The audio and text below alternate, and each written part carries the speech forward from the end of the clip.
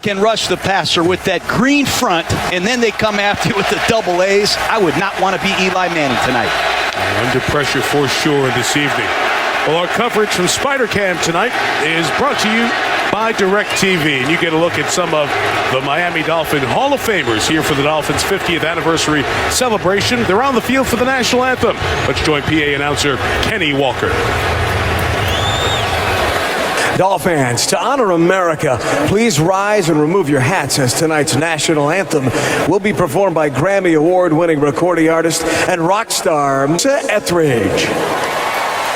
Oh, say, can you see by the dawn's early light what so proudly we hail at the twilight's last gleaming, whose broad stripes and bright stars through the perilous fight o'er the ramparts we watched were so gallantly streaming, and the rocket's red glare, the bombs bursting in air, gave proof through the night that our flag was still there. Oh, say does that star-spangled banner yet wave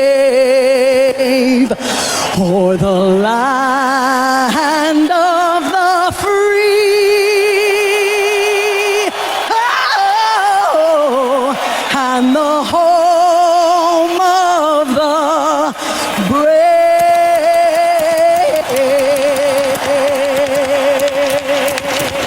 Great collection of talent here tonight. Coverage of tonight's national anthem presented by USAA, the official military appreciation sponsor of the NFL. Week 14 ends with the Giants and the Dolphins next on Monday Night Football.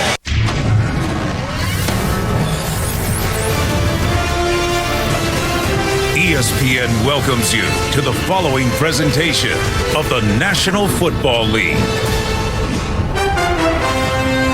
50th anniversary. Dolphins have the old logo painted in midfield. They've got the trappings going back to 1966. The end zones are the same design when the Dolphins first got going back in the Orange Bowl as an AFL expansion team. The old uniforms, the throwbacks are out for Miami here tonight. You'll see the offense and their throwbacks on the field. First, the Giants won the toss, deferred the option to the second half, so Jarvis Landry goes back for the kickoff, and we'll see him on offense as well. I know it's been very warm, unseasonably warm, where Ndamukong Suh used to play in the Midwest, where the Giants are from up in the East Coast, but it's still Miami hot here in mid-December. 76 degrees tonight, and the humidity is 85%. A very slight chance of rain, and you never know here in South Florida. Josh Brown, who missed the field goal at the end of the Giants' overtime loss to the Jets last Sunday, set to kick it off. And Jarvis Landry, along with Damian Williams, back deep to receive for the Dolphins. A ton of ex-New Yorkers live down here, so you're going to hear a lot of Giants fans cheering as the night goes on. There's no return for Landry, and the Dolphins will take over at the 20-yard line. Say it with me. Let's get it right. It's Ryan Tannehill, not Tannehill. Tannehill's their quarterback. He's been their quarterback since they drafted him in 2012. And, John, he's got the talent in your mind to do it. Let's watch what he does here against the Giants tonight. They got a new offensive coordinator, Mike, Zach Taylor, and Tannehill has had more input in the game plan. You're going to see him more involved at the line of scrimmage. Expect him to use his legs more tonight with the zone read. Zach was the quarterback coach. He's 32 years old, played quarterback in Nebraska. Last week was the first time he called plays in the NFL. They were heavy run-based. Looking for more balance tonight. Tannehill first pass completes. Jordan Cameron, the tight end. Gain of 11 and a first down for Miami in front of Greg Dahl. Told you about Tannehill. Guys protecting him need to do a good job. Snaps have been an issue during the year. Watch Pouncey closely, and that right tackle, Jason Fox, a weak point as well.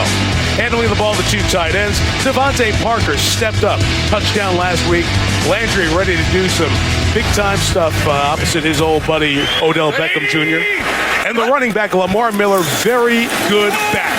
Here he goes. His first carry is a gain of about 6 yards. John, I know you were very excited about what Miller has been able to do his first 4 years in the league. Well, he finally got an opportunity last week to show what he can do, Mike. They gave it to him 20 times. He had over 100 yards against a very good Raven front. He can catch the football. I like that Zach Taylor, the new offensive coordinator, is featuring Miller. Good back.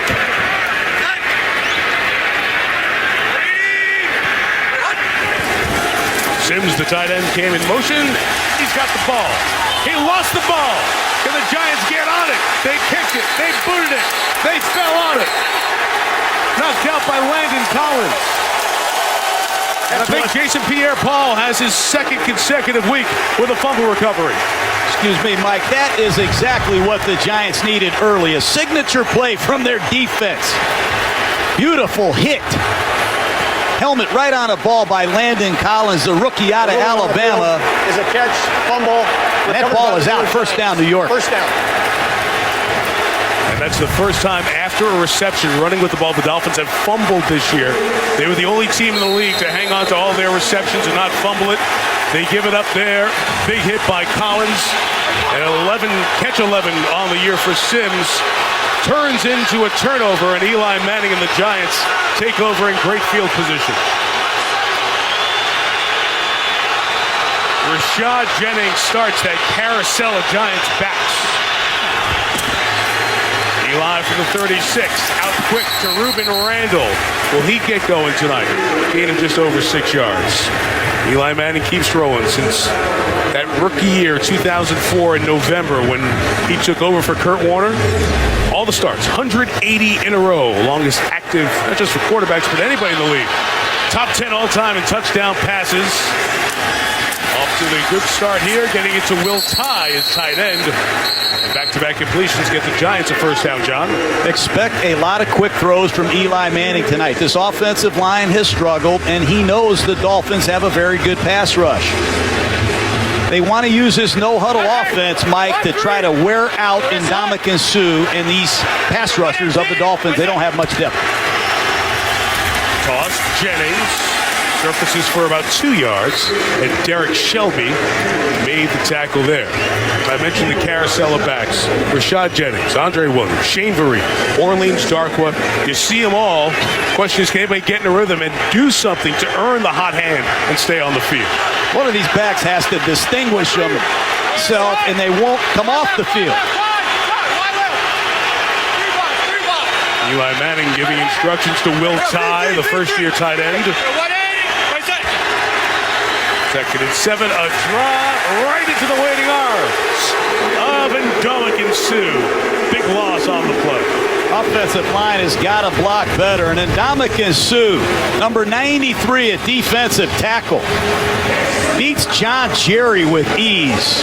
All the injuries have affected the offensive line. Jerry has not played well at right guard, and he's in for a long night against the Pro Bowler Suh.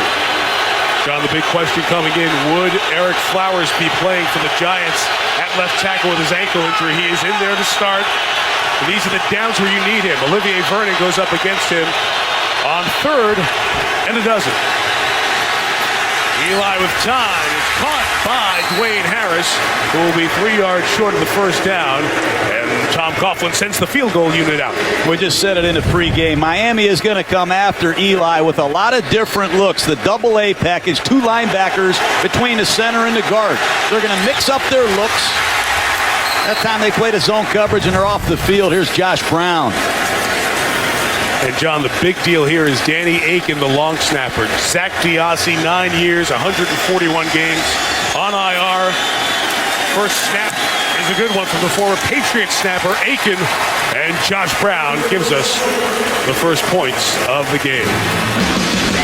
Collins made the hit. Deion Sims lost the ball. Leads to an opening field goal for the Giants.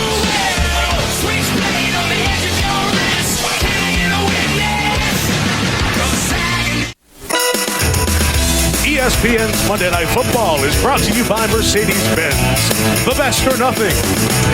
LiftMaster, the #1 professionally installed garage door opener. DirecTV. Call 1-800-DirecTV. And NFLShop.com. Order your holiday gifts today and save up to 20% off. South Florida scene as we head towards Christmas time. And you get a look at our coverage tonight from Spider Cam, which is brought to you by DirecTV. Sun Life Stadium remodel. I've been here a lot over the years. This place looks different. It looks great, and there's more on the horizon. Good setting. Come watch a football game. Dolphins turnover turns into a Giants field goal. And Landry gets a running start from 6 deep. Jarvis Landry picking up blocks. Brought down across the 25-yard line. Cooper Taylor and Landon Collins on the tackle. Let's see if the big names on the Miami offense can get it going in drive 2.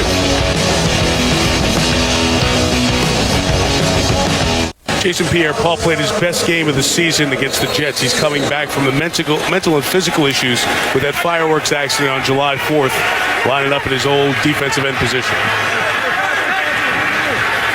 Going up against the right tackle, Jason Fox. Drive starts with 26. They swing it out to get into the hands of Landry. They do this a lot. Jarvis Landry worked the sideline to get a first down.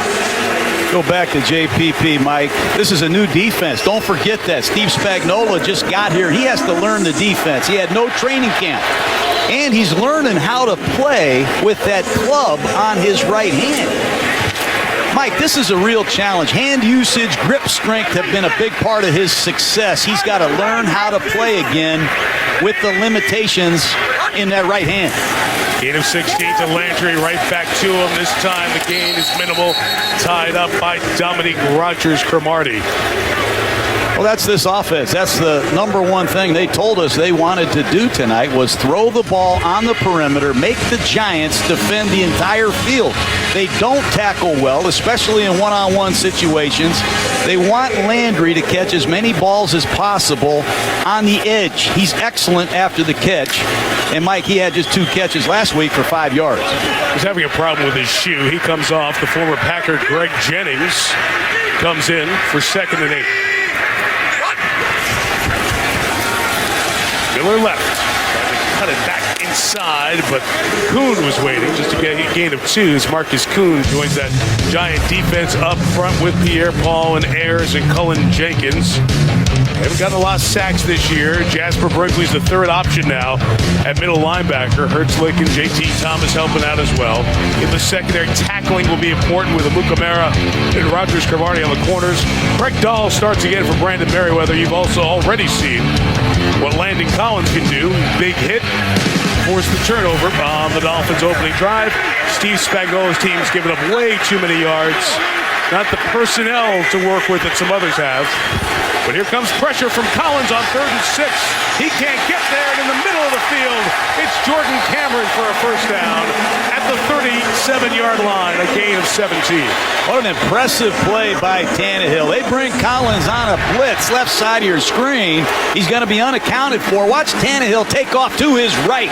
Keep his vision downfield and throw a beautiful pass to his tight end, Cameron, for the first down. Tannehill, a lot of mobility, ex-receiver at Texas A&M. They need to get more from him moving.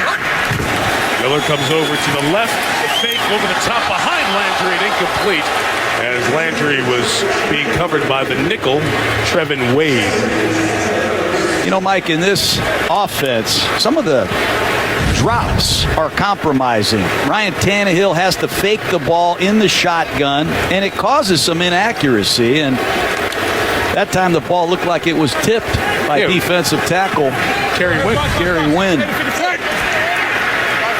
Giants are missing DeMontre Moore, who the team cut this week. That's a guy who's played a bunch for them, especially the last week. Miller on the carry for Miami, getting close to field goal range at the 32-yard line. So DeMontre Moore had 3 sacks. Big deal, you say? We're in December. That's 3 of the 15 the Giants have had all year. And Moore played his most snaps last week for Tom Coughlin in a unique package. The Giants going to miss his presence here as they cut him this week. They certainly are. Moore was a guy that could take off and catch some of these scrambling quarterbacks. This is an area that the Dolphins do not excel at, converting on third down. Let's see if the Giants can mount a pass rush. You may have heard, by the way, Moore signed with the Dolphins, but that won't be official till tomorrow. It's not part of the Miami efforts here tonight. Landry slipped and fell. Tannehill goes to him anyway. He gets there, did not get a knee down, leaned forward and got the first down. Now the Giants are questioning, let's see, maybe short. Maybe they're going to mark him just short. The Giants are questioning if he touched down to the 29-yard line as Trevin Wade was trying to pull him down. It is 4th down, says Craig Rolstead. Well, Miami's going to go for this, and you see Jarvis Landry, the strength that he has. His body reached forward. Now you see a knee, shin, elbow, anything of the sort. Nothing comes down. He's lying on Wade there, but as he reaches the ball forward, he loses the handle. So the arm got out to the spot to gain for the first down, but the ball did not. So at the 27-yard line, it's going to be 4th and inches. And they'll go and run it with Miller for the first down at the 26-yard line. I like that. That shows Dan Campbell at his best. He wants to run the football behind Pouncey and Turner at right guard. They're going to slam Lamar Miller right into the teeth of this Giant front. Good surge. Good finish by Lamar Miller that sets up Miami just outside the red zone. Miller gets a break. Damian Williams, second-year man out of Oklahoma, checks in. Tannehill from the 26, over the top, too tall, and incomplete for Sims. It'll be 2nd down. John, think back to when the Dolphins won the Super Bowls, the 2 Super Bowl titles, 72 and 73 season. Those games, they threw a total of 18 passes in 2 games combined. But Dan Campbell, it was almost like that. They threw only 19 passes last week. He is trying to set that physical tone of a former Giant drafted tight end. What's an identity? I mean, the Dolphins ran the ball less than any team in the league, Mike. He wants to get a physical identity. The only way to do that is run the rock. Owen Jenkins, obviously unhappy that he was caught on the other side of the line. Encroachment. Defense, number 99. 5-yard penalty. 2nd down. Craig Rolstead is our referee tonight. What do you think of Campbell, John? We talked to him. It's an odd situation. 39, you're a tight end coach. Now you get a chance to be a head coach for 12 games and try to earn a job. I like Campbell. He's shown a lot of guts. He's made some tough changes on his coaching staff. And like I said earlier, Mike, he has given the Dolphins a physical identity on offense by running the football, and they're playing harder than I've seen them play in the last few weeks. Players have had very positive comments about Dan Campbell. They like playing for him. 4-4 since he took over for Joe Philbin. Has stopped the game to pick up the flag that was thrown. Tannehill keeping here. Gets the first down inside the 15-yard line. And at the 14. A lot of deception in this offense. You see Jordan Cameron come across the formation. It almost looks like he's going to block the defensive end, but he bluffs him, and Tannehill reads Jason Pierre-Paul. That's what I want to see from Tannehill. He had over 700 yards rushing in his first few years, only 60 this year. They need to get more yardage from Tannehill on the ground. Nice work. It's the 4th time all year he's run for a first down. He's got the skills and the wheels to do it more. Giants are blitzing the safeties. May burn him here. Miller, end zone. Miami touchdown. Good back. This kid can play. Had over 1,000 yards last year. He can make long runs, Mike. But as we said in the pregame, the New York Giants just missed too many tackles. That time, J.T. Thomas, number 55, feels the stiff arm of Lamar Miller. You see him coming on the backside. Not good. This depleted linebacker core of the Giants has had a hard time tackling in one-on-one situations, and Lamar Miller shows his stuff. Nice downfield blocking, too, by the rookie wide receiver, Devontae Parker. Helping keep the corner out of the tackle. Andrew Franks. Rookie kicker out of RPI. Philadelphia gets talking about Rensselaer Polytechnic Institute in Detroit, New York, but he banks through the extra point. Miami's got the lead 7-3. Lamar Miller has his 6th touchdown run of the year.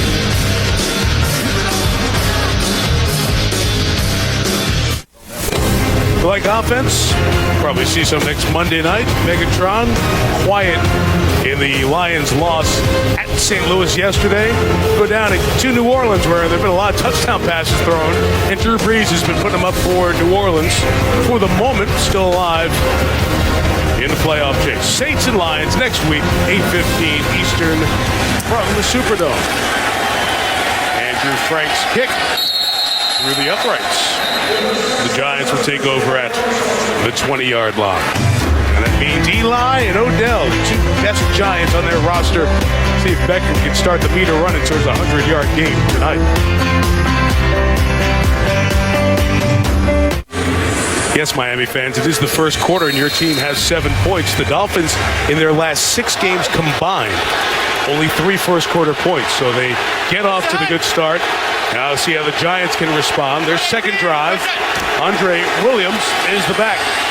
Manning towards Beckham, who slipped coming out of his break, but comes back and makes the 12-yard catch. First down, Odell Beckham Jr. Well, he's been the only threat the Giants have had in recent weeks. He's going to run a comeback. Watch him get out of his break, catch the football, track the sideline. They're going to look to him as many times as they can, and Grimes has got to step up his play. The veteran Pro Bowl corner has struggled in recent weeks. 118, from the 32, Williams left. No push. Loss of a yard.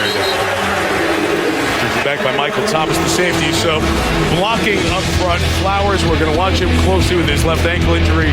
Pugh, the guard. Richburg has been in center the last few weeks. Newhouse playing with a back injury for the Giants. Will Ty, you've already seen the tight end. 4 different backs. Vereen in those passing situations like right now. Will somebody step up with Beckham? Randall, Harris, Hakeem Nicks, who's back with the Giants now. They need some passenger to ride along on the Odell Beckham train as a receiver. Loss of 1, 2nd and 11.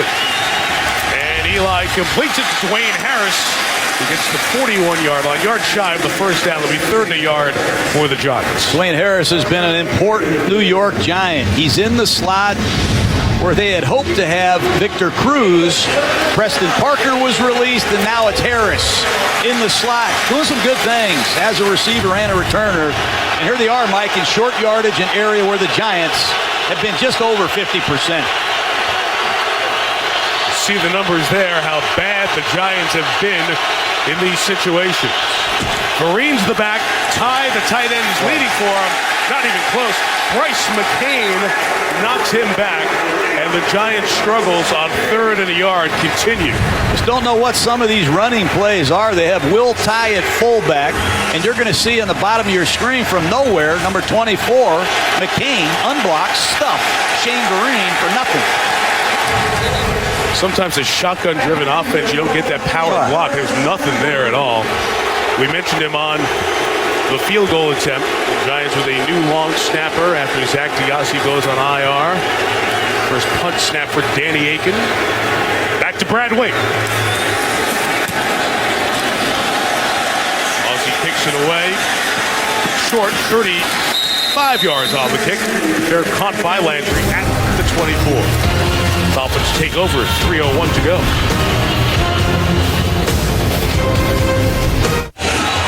Stephen Ross has been the majority owner since 2009, his 8th season. He's so desperate to get this right, hoping it would be successful with Joe Philbin entering this season. But after 1-3 start, Philbin fired, Dan Campbell takes over. A few days later, he changed out the defensive coordinator from Coyle to Lou Anarumo. And then, coming into the game 2 weeks ago, Zach Taylor becomes the play caller, replacing Bill Lazor, because Dan Campbell wanted, as you said, John, his imprint, his stamp, some definition of what Dolphin football is about.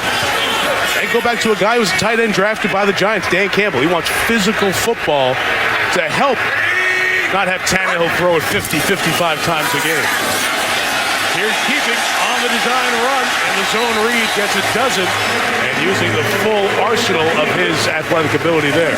And I go back to Dan Campbell, Mike. It's tough when you get this job at midstream. He's made some tough changes on his coaching staff. He's made scheme changes. He's changed the attitude here. He's made a number of personnel changes. And what I like the most about Campbell is I've seen the results change. And if I'm Stephen Ross watching this, I'm going to give him strong consideration at the end of this season. First down game, took it out to the 37-yard line. And Tannehill throws middle of the field for Sims. He bobbled it and couldn't bring it down. If he would have been able to secure that juggle, he was going home. Deion Sims needs to catch that football. He fumbled earlier in the game. That time he's got to go up strong with two hands and snatch the football and bring it back to his body. That's a play Sims has to make in this league. Third-year man from Michigan State's factored in a lot here in this opening quarter. 24 balls last year, just 10 with one touchdown this season. Trying to feature Jordan Cameron and Deion Sims with a couple of tight ends here. Second and 10, backfield empty, time for Tannehill. Landry stops on a dime, and he's thrown to the ground by Marcus Kuhn, limiting the game to about 5. What is Jarvis Landry? When you study him, he's a running back, he's a wide receiver. Here he is coming out of the backfield running an option route. You have to account for him on every snap. I've seen him throw passes. He's a smart football player, extremely tough, but he does not run a standard route tree at all. Closing in on the numbers from that rookie season, one of the many outstanding rookie receivers in 2014. We're having good year twos as well. Backfield empty again, 3rd and 5. Tannehill putting it up top for the running back, Damian Williams. Just a step away from going all the way as Pierre Paul was bearing down on the quarterback. It's one of those revealing formations. You line a running back up as a wide receiver and you see him one-on-one with a linebacker. You look off the free safety and you give him a shot deep. And Tannehill, who's well protected, has to make this throw. But I go back to Deion Sims. He had a chance. That's wide open. Zach Taylor, the offensive coordinator, is calling some good plays, Mike. Matt Darr, rookie punter, kicking it away. Harris gets the 48-yard kick at the 10. Wayne gets a block. Terrific punt returner slipped down. Limited his return to 20, but he was a step away from a long run. 28 yards of net. Odell Beckham Jr. and this Giants offense comes out. Odell was battling a cold. Yeah. We saw him before the game yesterday. He was telling us how he's been so excited for this week to face his old friend Jarvis Landry. And of course, of all weeks, he's battling a little bit of a cold, a little bit of an injury. So it hasn't been the perfect preparation leading up to this matchup.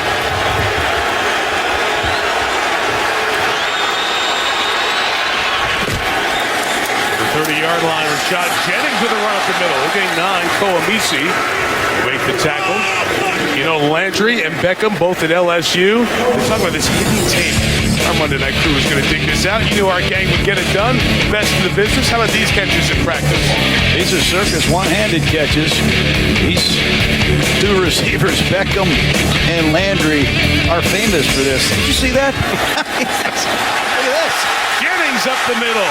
Unblocked, untouched, till he gets to the Dolphins side at the 40-yard line where Michael Thomas made the tackle after a gain of 21. Well, the Dolphins just don't defend the run. You see number 90 at nose tackle, Earl Mitchell, coming back from a calf injury. Weston Richburg does an excellent job blocking back. It creates a lane for Jennings, and back-to-back runs have the Giants in good field position. Jennings' longest run since week 1. Now open it's Randall, another LSU receiver. Inside the 20 to the 17-yard line. 23 on that one. Great play selection. You get the running game going. You run a play-action pass. The linebacker steps up, and you shoot a bullet right behind him. Beautiful. Play selection by Ben McAdoo, the offensive coordinator. Let's see if the Giants can rev up their red zone offense. It's been brutal lately. One more in before the end of the quarter. Jennings nowhere to go. Sue grabs him, brings him down, and brings the quarter to an end. Lamar Miller ran a touchdown in. The Dolphin turnover became a Giant field goal. Nick Blue going for the lead after one, down 7-3. ESPN, celebrating the legacy of Monday Night Football. Giants in the red zone for the first time tonight to start the second quarter. You heard John say how brutal they've been. Worst in the league touchdown percentage. Will Tye, the tight end. He'll keep his feet to the 12-yard line. Gain of 6. Rashad Jones, safety, who's playing very well this year on the tackle. There's Ben McAdoo, the Giants offensive coordinator. And he knows they have to find a way to get touchdowns. They've turned it over 6 times in the red zone. They've had too many penalties. They haven't run the ball. But most importantly, they haven't converted these third down situations in tight. Team Knicks top of the screen. Randall and Beckham same side.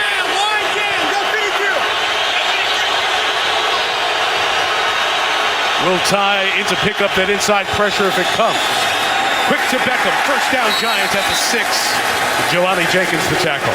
Credit Eli Manning. He saw that double A gap blitz. He audibled. He brought his tight end into the backfield to get the protection that he needed. And he threw the quick strike to Beckham, who was in the slot for a huge first down. That's the one thing about Eli Manning you see every week. Preparation that he applies in the most critical of situations. Eli's hit all 8. Calling Odell back tight as Jennings runs, trying to bounce it away, and wrapped up by Jenkins to minimize the gain. No gain. Well, Odell Beckham's going to have to be a better blocker than that when Rashad Jones is hanging around the line of scrimmage. You got to come in short motion when you're a wide receiver in these one-back sets and block these safeties. Don't be surprised if Eli Manning doesn't come back with a play-action pass. They're known to do that when they get some aggressive underneath coverage. Brent Grimes covering Beckham, top of the screen.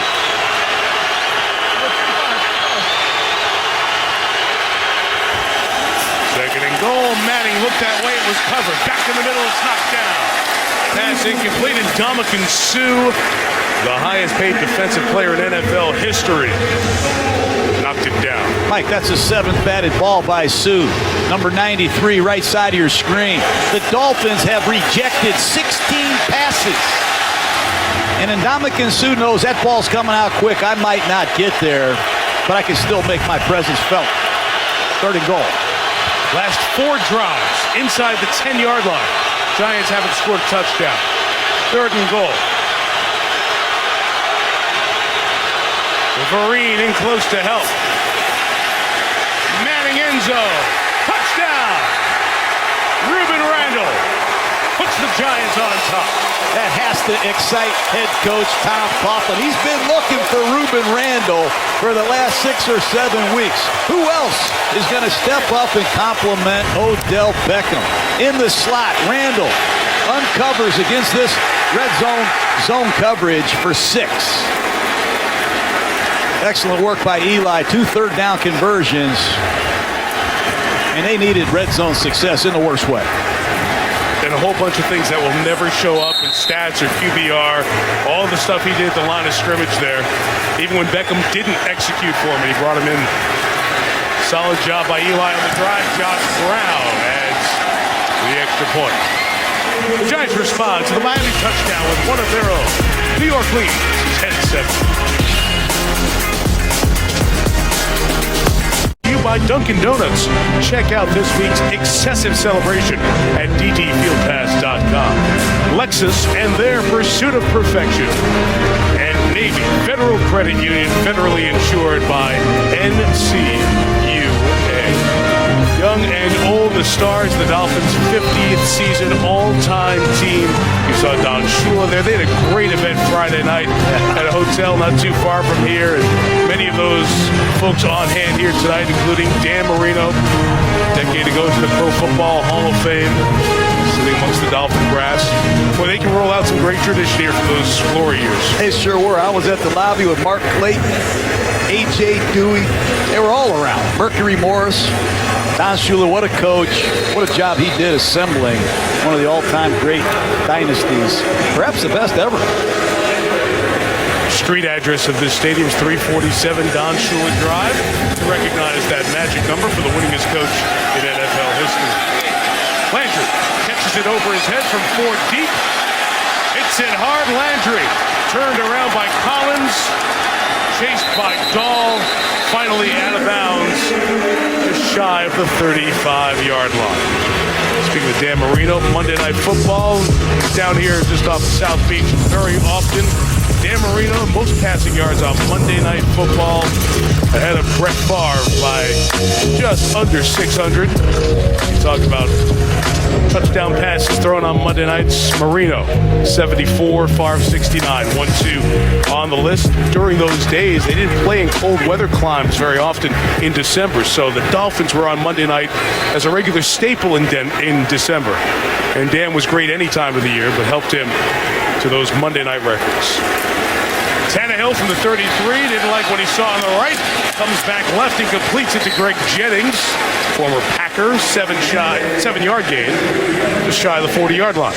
And Mike, this defensive coordinator for the Giants, Steve Spagnuolo, blitzing a lot.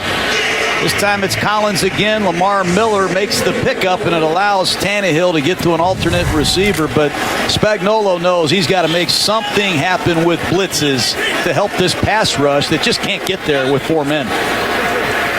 Good 80! Good hot!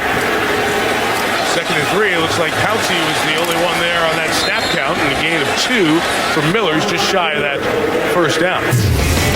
I'll take a look at JPP so far, Mike, playing left defensive end. You see that cast he's wearing on his right hand. He's able to recover this fumble. He had a nice inside move that almost got home. No sacks yet, but he does have a fumble recover, and he's been disruptive. In this heat, it'll be interesting to watch. Remember, he did not have training camp. Ajayi is the back. The toss to him. Eludes the tackle of Collins. Reaches forward and looks like he'll have the first down at the 43-yard line. Jay Ajayi, the running back out of Boise State, in the 5th round this year. Well, it's another missed tackle, Mike. You're Landon Collins. You're unblocked as a strong safety. You're off the field. Keep your head up and make this tackle in a one-on-one situation. That's the 2nd missed tackle that's really hurt New York. Great effort from Ajayi, too. Kenny Stills on the edge gets 2 yards in front of Dominique Rodgers-Cromartie. A lot of quick passes from Ryan Tannehill. They want to wear the Giant defense out. Spread them out, make them defend the entire width of the field, and force them to make tackles. Play action, well protected, and the cross for Jarvis Landry. Still going, Landry now down at the 40. He lost his shoe again. He is struggling with those shoes here tonight. Running out of them, but he's got another first down.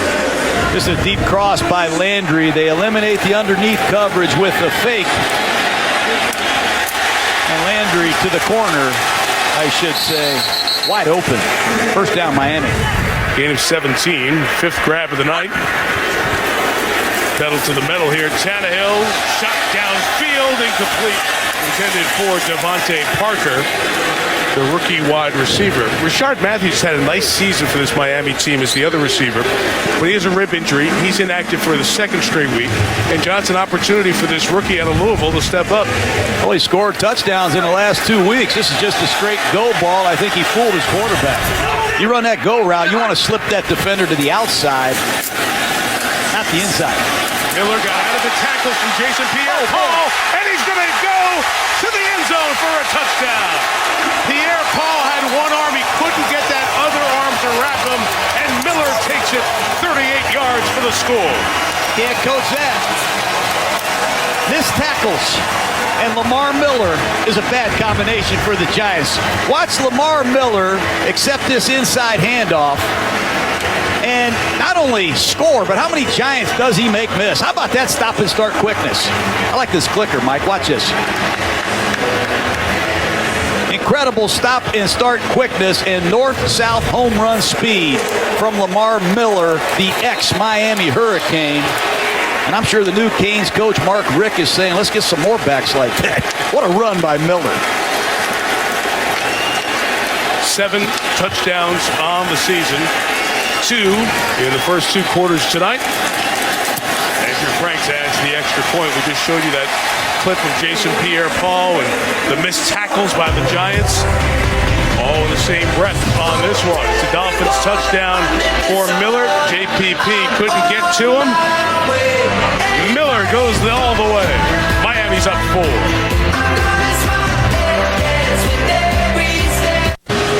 John, one of your points all week as we prepared for this game, the inability to...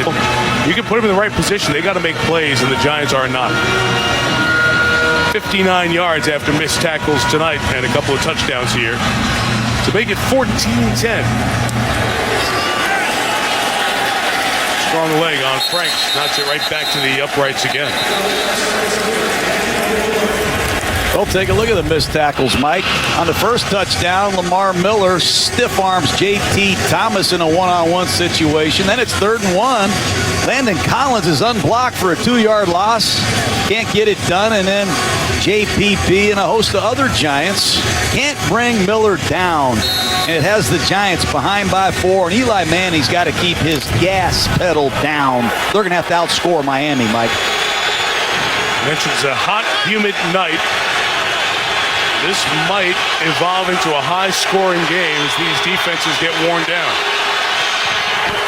Andre Williams, the back from Manning. His pass caught on the sideline by his old friend, Hakeem Nicks. So Nicks comes back here. He was cut by Tennessee in the preseason, played 2014 with the Colts. Before that, 5 years with the Giants, part of the Super Bowl championship team.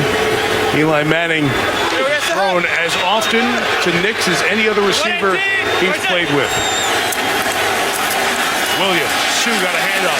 Shelby and Sue bring down Williams for a loss of a couple of yards. But Derek Shelby has become an unsung hero. Here's a counter play, right side of your screen, number 79. Shelby with help from Ndamukong Suh. This run defense been terribly inconsistent all year. You stop the run, you get into these 3rd down situations. Let's see if Miami can turn on their pass rush. 93's fully engaged here tonight. Sue's motor gets running in these national TV games, and he's had an impact first quarter plus. 3rd and 6. Manning throws deflected, and Randall couldn't bring it in. Bryce McCain with an initial hand on it. 3-and-out Giants. Bryce McCain, a veteran slot corner. Here's Landry, who has been a problem tonight. Brad Wayne to kick it away.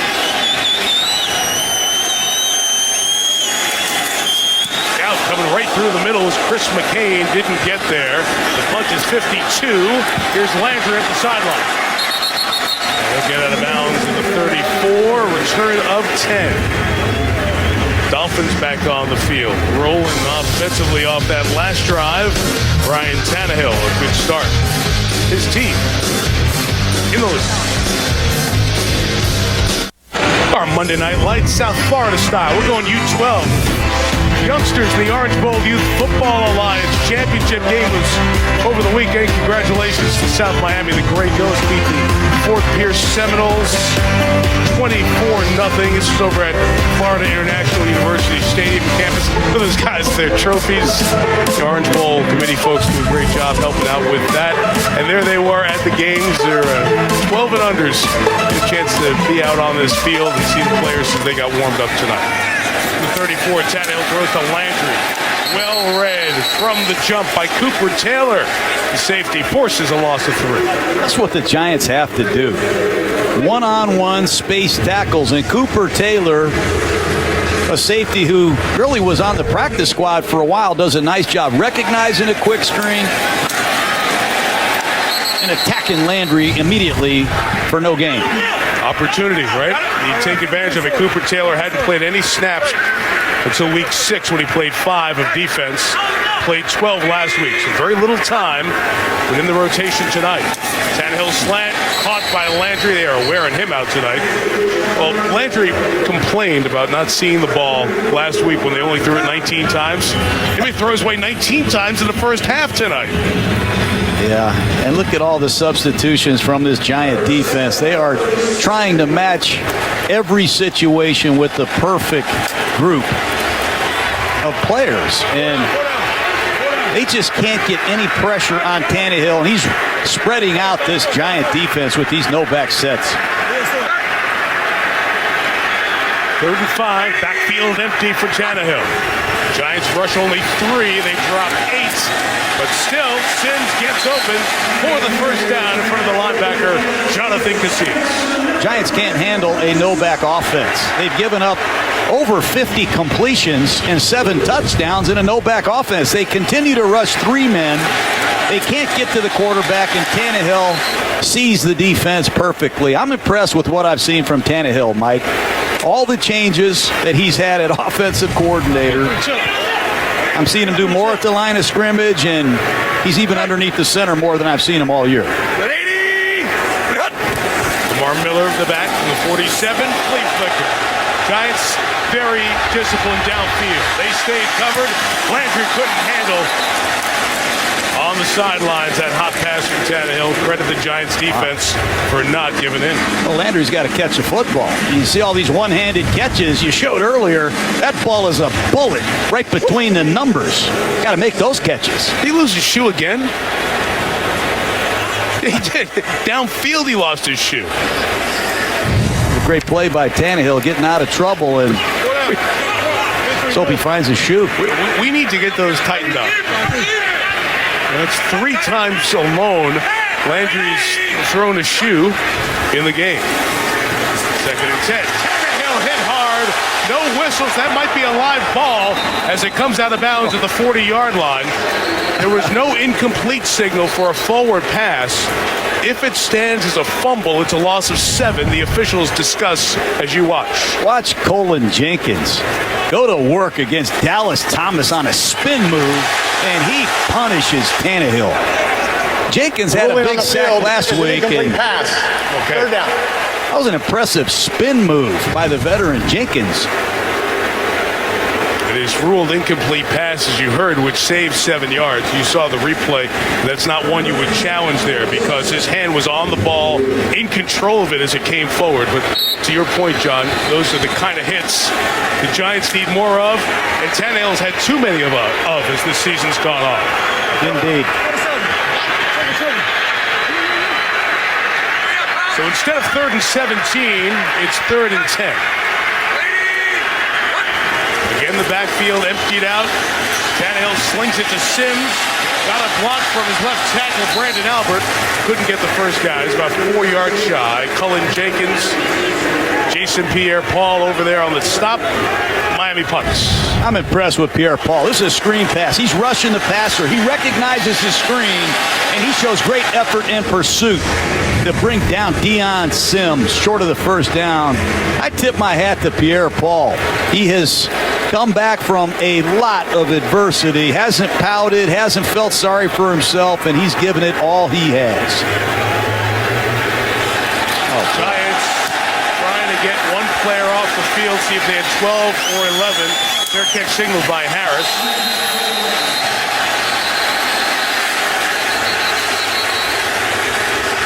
See a flag for the moment.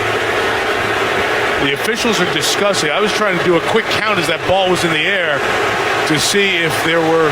There was no foul on the defense, as that was the 11th man running off the field. Craig Rolstead gives you the answer.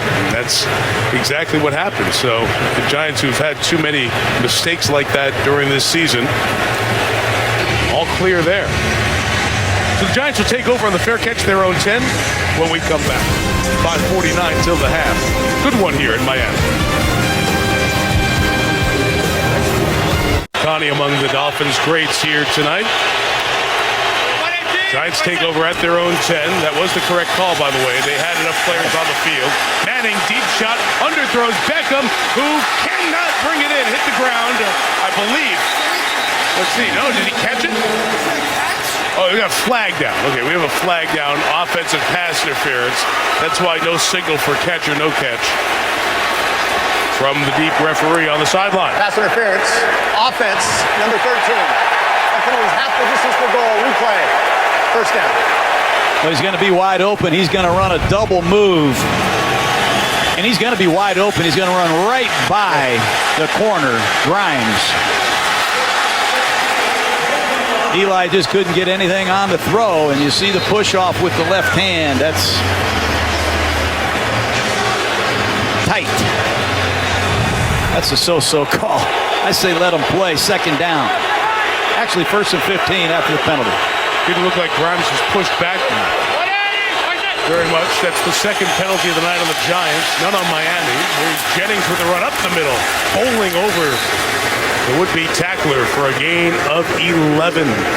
Miami is struggling with depth at defensive tackle. DeAndre Coleman is in there now, Mike, number 62. He just got signed off the practice squad. Let's double team him with Justin Pugh at left guard.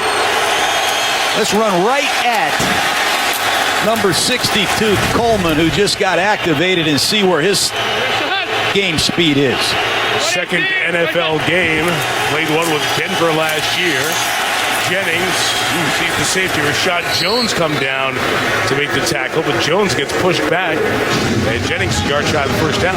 Let's see what the Giants do in these short yardage situations. They were stuffed earlier on 3rd and 1. It's been an Achilles heel of this offense. And under Tom Coughlin for years with Brandon Jacobs, they would pummel you in these short yardage situations. They've got to get this done.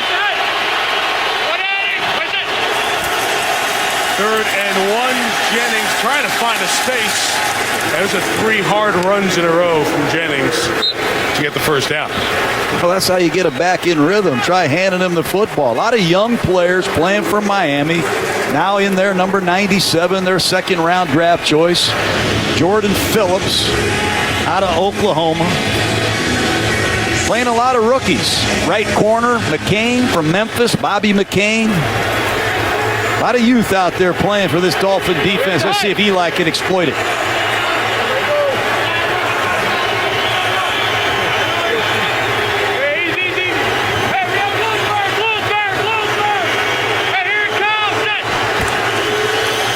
First and 10 run up the middle and a gain of 5 yards by Andre Williams. They would love to see this running game come alive. And you see Eli Manning using his snap count to see the rotation of these 2 safeties. And if he sees 2 safeties deep, he's going to run the football repeatedly. Using Bloomsburg as an audible. Pat Flaherty, their offensive line coach, went to East Stroudsburg University. In that same conference, Sue busting in on Manning. And the whistle aborts this play.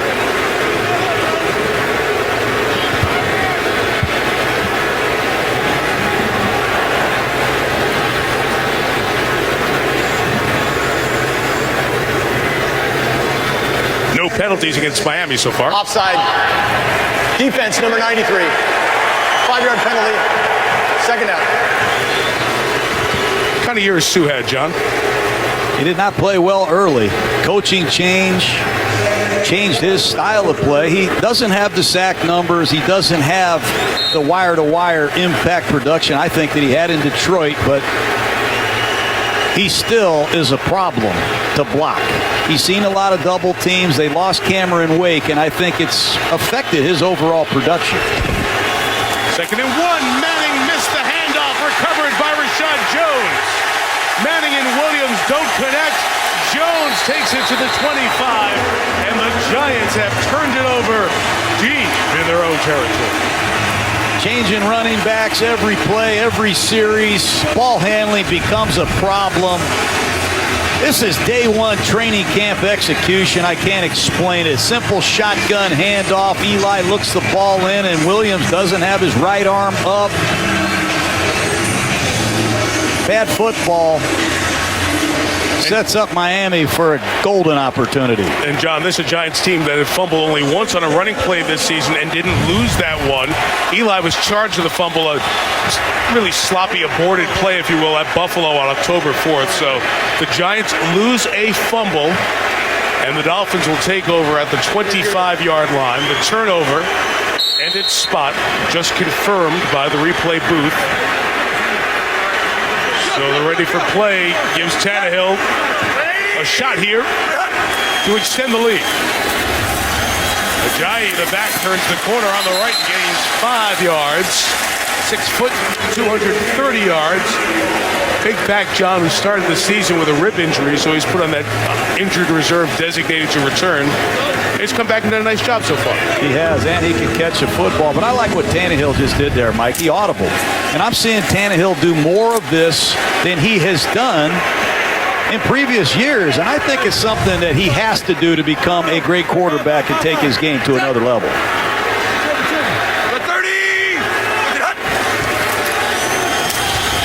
Ajayi runs right. No gain there as he is stopped. George Selby on the tackle. They didn't have audibles built into the way the offense was. As Zach Taylor has come in, they've given him that freedom. Well, Bill Lazor, the ex-offensive coordinator, didn't have a lot of audibles, and I think part of becoming a great quarterback is being able to recognize defenses, use your weekly preparation when we need it, and put our offense in optimum situations. I like the development of Tannehill in the last couple weeks under Zach Taylor. Dolphins up 4 and driving here at the 2-minute warning.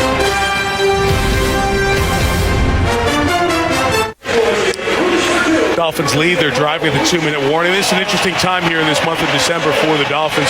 Stephen Ross had Mike Tannenbaum, former Jets general manager, as a consultant, and then brought him in full-time to run the football operations. He's going to be the one really helping decide if Dan Campbell stays as the head coach or if they do a search. That's why this last month, John, I think will be very interesting to see where the immediate future of the Dolphins goes after this season. No doubt about that, but at least they have Tannenbaum, who has been around. He worked with Bill Parcells. He did some very good things with the New York Jets. And obviously, Mr. Ross trusts him to do his evaluations carefully. There's a lot of great candidates out there, but you don't want to let anybody that's got talent leave your organization. Well, Dan Campbell will get an interview, no matter what happens in these last 4 games. Certainly would love to walk into that interview and say, hey, I went 8-4 in the last 12. Go find me many other teams in the NFL who went 8-4 in the final 12 games. Miami plays at San Diego, Indianapolis, and then New England here to close after this game tonight. So a good record's possible. 3rd and 5. The Giants have shown that safety blitz all night. Here it comes again, and Tannehill gets rid of it. It is caught, but short of the first down is Devontae Parker. The free rusher was George Selby who got in, and Tom Coughlin's going to use his first time out to preserve time for Eli. Well, what are you going to do when it's an all-out blitz? They're going to turn the end man loose. You only have 5 blockers, Mike, and when the Giants bring 6, the end man is unblocked. You have to know that and change the protection, bring somebody in to block, or get to a quick pass where you can get the first down. And let's see if Tannehill's okay, but you can't just line up in a no-back set and expect the Giants to rush 3 all night. And you got to anticipate a blitz and do better than that in the scoring zone. He's in conversation with Zach Taylor, the 32-year-old. Big 12 Offensive Player of the Year at Nebraska and elevated by Dan Campbell a couple of weeks ago to take over the play-calling duties. So it will be a 36-yard field goal attempt for Andrew Franks, who has not attempted many field goals in the last few weeks. None in the last 3 games. And he knocks that one through to make it 17-10. don't even know where Franks is from, Mike. RPI. Pretty darn good school up in Troy, New York. A lot of engineers there. That's why they're called the Engineers. Giant fumble turns into a field goal.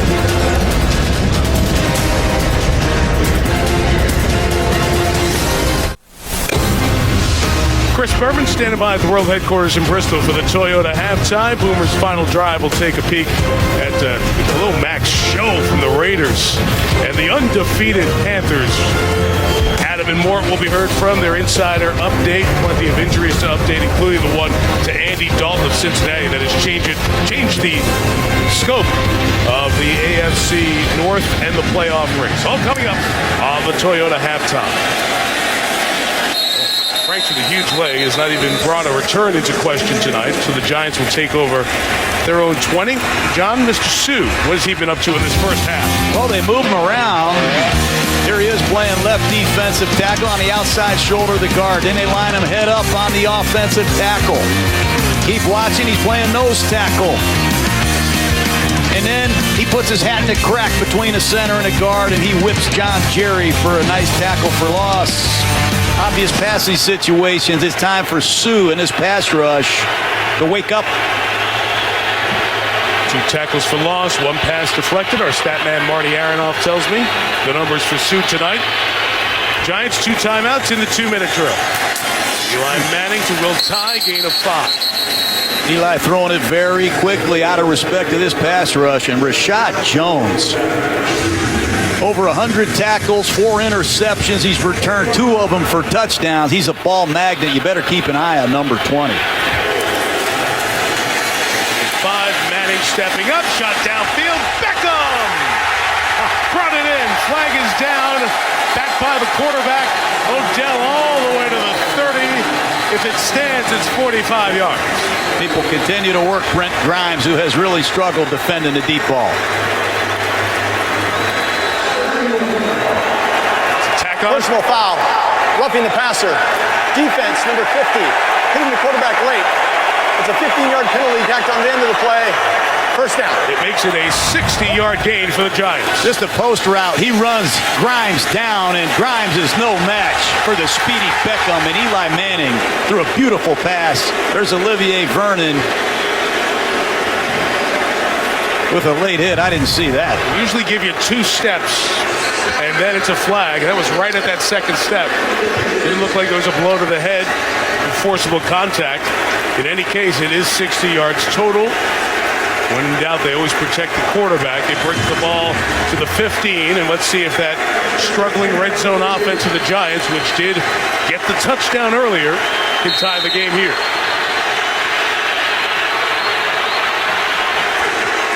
Running back's Vereen. He's getting out on a screen. Shane Vereen checks. First down at the 5 with a minute 13 to go. And the Giants will let it roll. I'd consider using a timeout if I'm Dan Campbell to give my offense time. Plenty of time.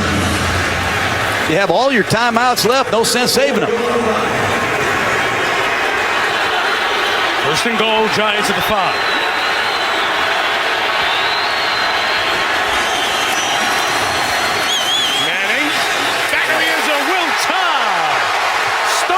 In the end zone. Touchdown for the rookie. Excuse me, by credit this offensive line. They've done an excellent job against this Dolphin pass rush when they've needed to protect. That time Eli had plenty of time to survey the field and tie a corner route. Nobody covered him. You see Vereen, number 34, run into the flat, and Will Tye on a blown coverage is wide open for the go-ahead score. Will Tye started his college career at Florida State. Florida State had a terrific tight end in Nick O'Leary. The extra point is added by Josh Brown to tie the game at 17. So Tye transferred on Long Island in New York to Stony Brook. He's the first Seawolf, that's their nickname, to be active in the NFL. And he's got a touchdown for the first time in his career. And Brent Grimes, who's been to back-to-back Pro Bowls, has really struggled. He's given up a lot of deep passes this year. Eli Manning, I'm sure, saw that on film. He did an excellent job looking off the free safety, and Odell Beckham burned him. John, they've gone through so many tight ends, the Giants. You know, the Giants have always had a high standard for tight ends over the years. Bavaro era, they always had a great tight end coach, and Coach Pope for that position when he was with the Giants. But they've gone through Larry Donnell. Remember Daniel Fells coming up with the MRSA, and he's gone through 10 surgeries during this year and trying to just save his life in terms of usefulness of his foot, let alone his football career. And tight end's been so important to Eli Manning over the years. And here's Will Tye, a guy who maybe was a practice squad guy at the start of the year, and he scores a touchdown against a former Giants tight end draftee, Dan Campbell's team. So the Tye touchdown evens the game at 17. Will Tye and Jerome Cunningham are the two tight ends that the Giants now have active on their roster this year, as Donnell was put on the injured reserve with a neck injury. Well, you've got 3 timeouts. Ryan Tannehill. Plenty of time to get something. Line drive kick, try to minimize Landry's return. So Ajayi's got it. He's pulled down to 22. It's been a good half for Cooper Taylor. Oh, somebody's got to defend the deep third. And when you watch Odell Beckham run this little spot route, watch Grimes paying too much attention to Beckham, and nobody's in that deep third to cover that corner route. So I'm sure Brent Grimes is frustrated. I don't know what that coverage was, but either Grimes or free safety number 31, Michael Thomas, blew it. That can't happen. We've seen the strength of the leg of the kicker, Franks, who attempted but missed a 63-yarder at New England earlier this year. They don't have to get all the way down the field for him. That pass broken up by Dominic Rodgers-Cromartie late on the out pattern to the rookie Devontae Parker. Well, if the Giants want to play playoff football, they've got to improve their 2-minute defense. What better time to do it than right now? Dominic Rodgers-Cromartie at left corner, keying the quarterback the whole way. Makes a beautiful break and drive. Giants got to get off the field. Their 2-minute defense at the end of the half, at the end of the game, unacceptable.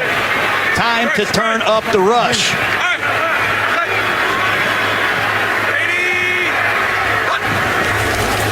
Second and 10. Tannehill throwing underneath. Ajayi's got it to the 35-yard line. And we've seen Ajayi a couple of times now. We'll get the first down. Miami will use one of its 3 timeouts. And Jarvis Landry, not on the field, just went back towards the Miami locker room. That's what I was looking at as that play was wrapping up and a flag was thrown. And 85 both moving. 5-yard penalty. Replay.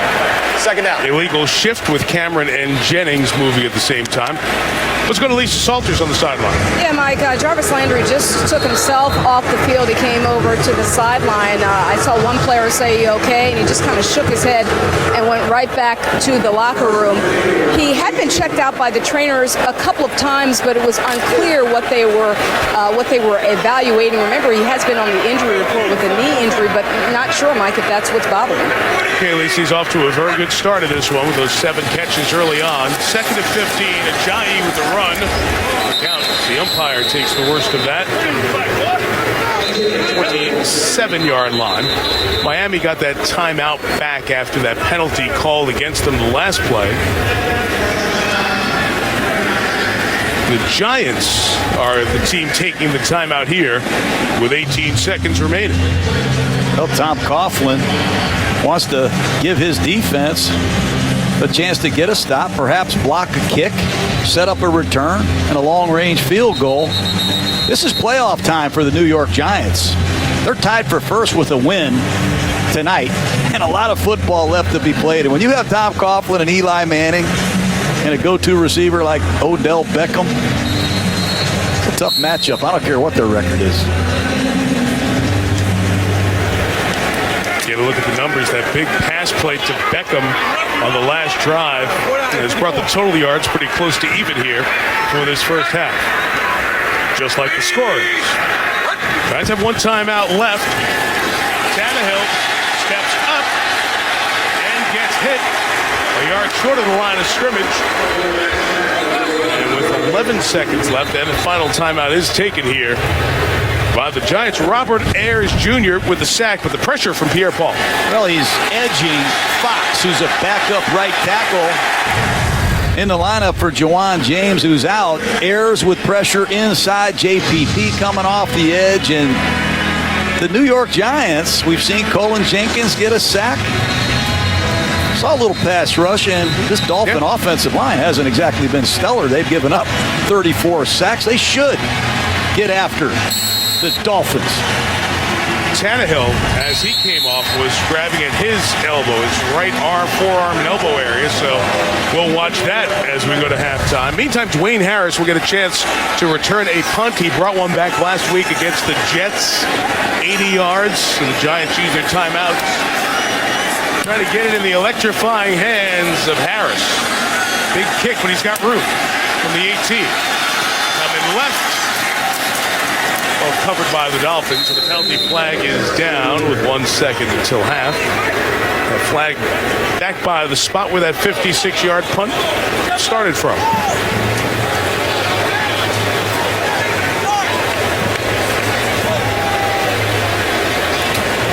During the kick, illegal hands to the face, kicking team. It's a 10-yard penalty. First down. 28-yard line, 1 second left. Giants get the ball to start the second half. That should move the ball up, Mike, and perhaps set the Giants up with at least a Hail Mary opportunity.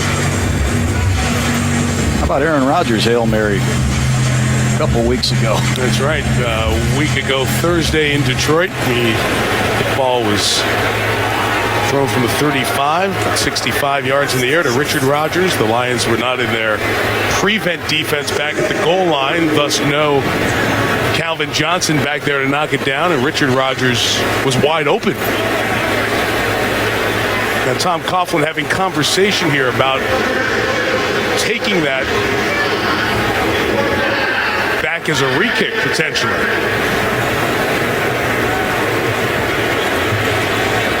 Do that. So 1 second left, and what Miami could do here is bring their offense back out.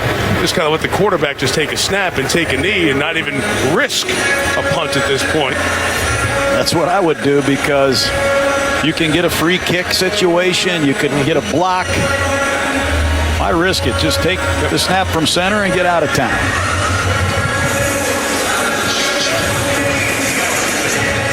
You should apply for one of these head coaching jobs, Mike. You know, you very happy with you here. You'd be hard to work for, though. I would not want to be one of your assistants. He's screaming and yelling all the time. You know who's laughing right now? All the guys who work for you. I know it. So Tannehill's okay. We're going to have an exciting second half. Pretty interesting second quarter. Giants scored 14. Miami scored 10. Hold on. Giants have their punt team out there. Get everybody back in place as Tannehill takes a knee, and the half comes to a... A lot of teams roll out their all-time team. The Dolphins doing their 50th. Wow, if you grew up during this era, what a treat this was. Bob Greasy there, Larry Little, so many of the good offensive line we saw. Kuchenberg before, Nick Anderson representing his era as well. The talented receivers like Warfield, Clayton, Duper, all on hand. Nat Moore, who's so responsible for the relations with all these old players. More current like Zach Thomas and Jason Taylor got big hands. The fans here saw many of those guys play. The biggest ovations for Dan Marino,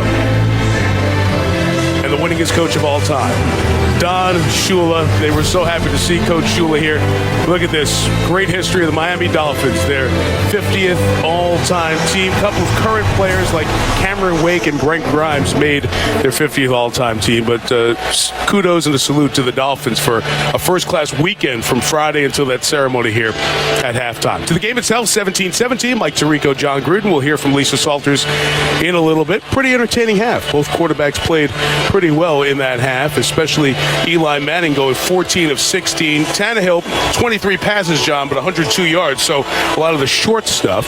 But as we go to tonight's first half, Zales extraordinary moments, let's talk about what the Giants were able to do in moving the ball effectively with Eli. Well, Eli Manning saw that double A-gap blitz. He audible. You see the backswing wide to his left. It opens up Beckham for a critical first down. They ended up scoring a touchdown there. And then in a 2-minute drill right at the end of the half, it's a post pattern. to Odell Beckham, who runs right by Brent Grimes. How about that throw? They're going to put the season on Eli Manning's back. They're going to have to outscore the Dolphins down the stretch. And that's not overstating the season because they need to win to stay tied with Washington and Philadelphia. They're not in a great tiebreaker spot. They have one more loss than those teams. So every half has pressure, but this half really has a lot of pressure for the Giants. Certainly does. You saw their pass rush come alive. They had some legitimacy to their running game, but they're going to need a lot more from Eli Manning in the final 30 minutes. Andrew Frank's kickoff is returnable for the first time here tonight. And Dwayne Harris will be stopped just shy of the 20-yard line. Let's go down to the sideline, check in with Lisa Salters. Mike, Tom Coughlin said there were things he liked and didn't like. He didn't like the fumble early that put Miami in point-blank range, but he said we did like that we held them to a field goal. He said we've been running the ball better at times, but we're not tackling worth a darn. So he said all in all, we just got to keep fighting. As for the Dolphins, Dan Campbell came into this game saying Odell Beckham Jr. cannot have any big catches. That 45-yarder, he said, hurt. He said we've been doing everything, doubling him, rolling to him. The one time we single him up, he said, and he hurts us. Mike. All right, Lisa, thank you. At the end of that kick return, Bobby McCain was there in the initial contact, did not get up, face down. So immediately the athletic training staff for Miami, along with their team doctors out there, so Ryan Grove leading the medical charge and all the players stopping for a moment. Man, are we happy to see that. Bobby McCain is down on the field for a minute, set up, and now he runs off and jogs off. Why don't you watch the right side there? Andre Williams, number 44. It's a peel back block. While there's no flag thrown, the league office may be reaching out to Mr. Williams there. That is not a play that fits the specifications of what you're supposed to do blocking kicks. Meantime, McCain goes out, and John, you're talking important player for this Miami defense the last couple of weeks who leaves the field. Certainly is. And Bryce McCain, no relation, will play corner at the top of the screen. Let's see what happens when the Dolphins go to their nickel package. Now, Odell Beckham Jr. just went back to the locker room right before this half started.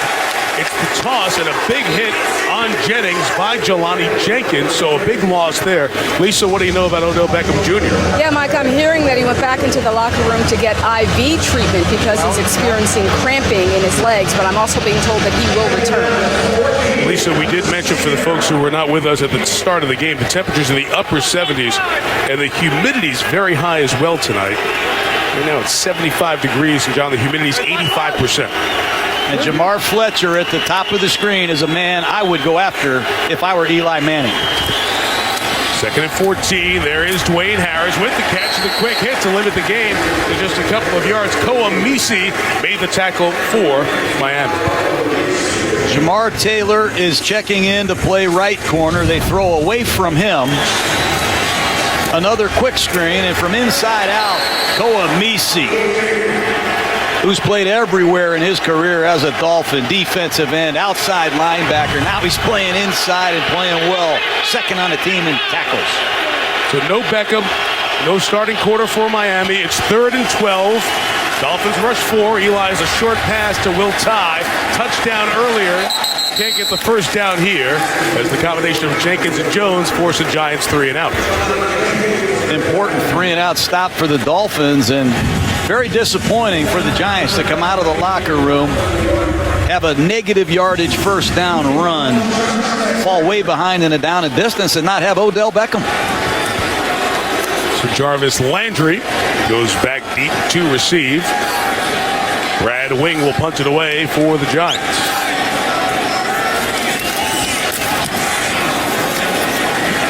Good hang time, deep kick, but room after this 54-yard kick. Landry from a knee at the 19 accelerates. Landry gets tackled in the open field by Dahl. Otherwise, it could have gone a long way. The Giants' J.T. Thomas looks to be injured on that play in coverage for New York. The Giants so weak at the linebacker spot with so many injuries.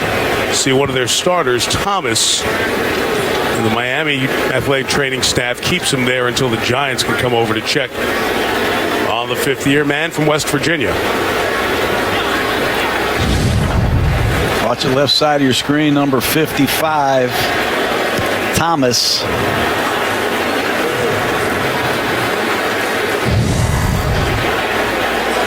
There's a couple of special teams plays where we've seen people injured, one per side. Let's go back to that other block, John. Jerry and Austin and I were talking about if it was a peel back block. That was our initial thought. In fact, that the fact there was a blindside block with the shoulder is going to make that block that was thrown that injured McCain legal. So that Williams block was legal there. The Giants concern now the injury to Thomas.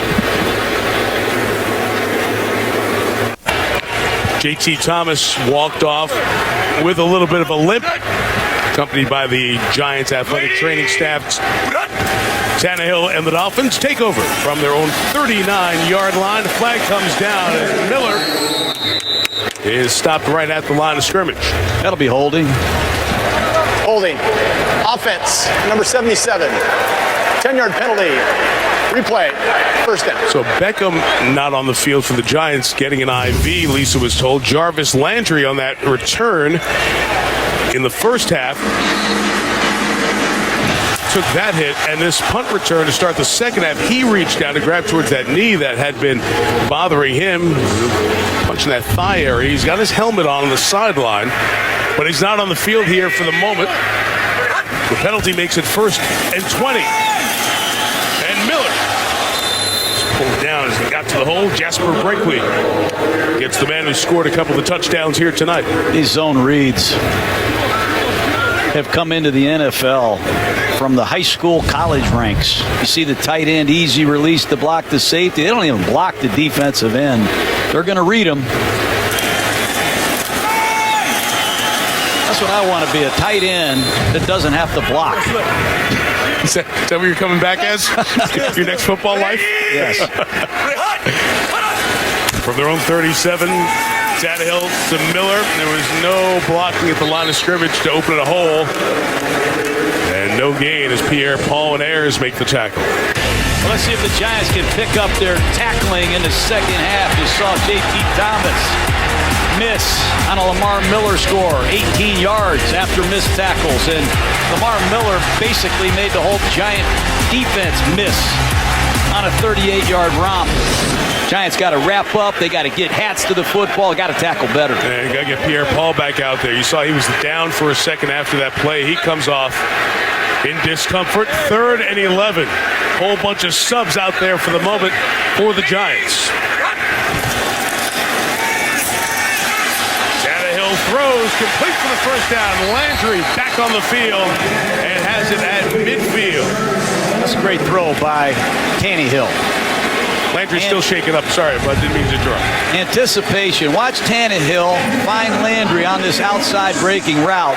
He's going to let this ball go with great anticipation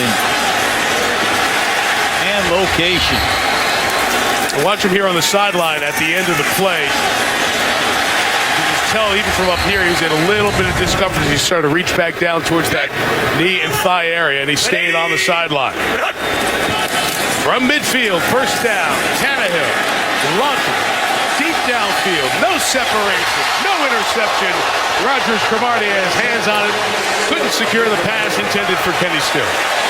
Kenny Stills, who was acquired from the Saints in a trade, brought to Miami to give the Finns a deep ball receiver. He's been awful quiet this year, and Dominic Rogers Cromartie has a chance for another interception. I'd like to see him catch that. He's dropped a couple balls he normally catches. Pierre-Paul back in for the Giants, 2nd and 10. Miller top, left. 8 on that run. Casillas escorted him to the sideline. One back run, and Lamar Miller bounces it to the outside. You're going to see Prince Amukamara unblocked. Got to make these tackles. New York Giants are going to have to find some fuel from someplace. They have a lot of beat-up players. Hot night. Pierre-Paul back on the field. They're going to have to find some second effort here to keep their season alive. 3rd and 2 movement, left guard, Dallas Thomas. False start, offense, number 63. 5-yard penalty. Third down. Well, that'll make any coach very unhappy. Third down, a long one, and you have a false start. Inexcusable in a 17-17 game. Guard play, Thomas and Turner, something you were watching closely prep for this game. Has not been a strength of the Dolphins this year. Either guard, Turner or Thomas, has played well enough for the Dolphins. Their third-round pick back-to-back years, Thomas in 13, 77 Billy Turner, their third-round pick last year.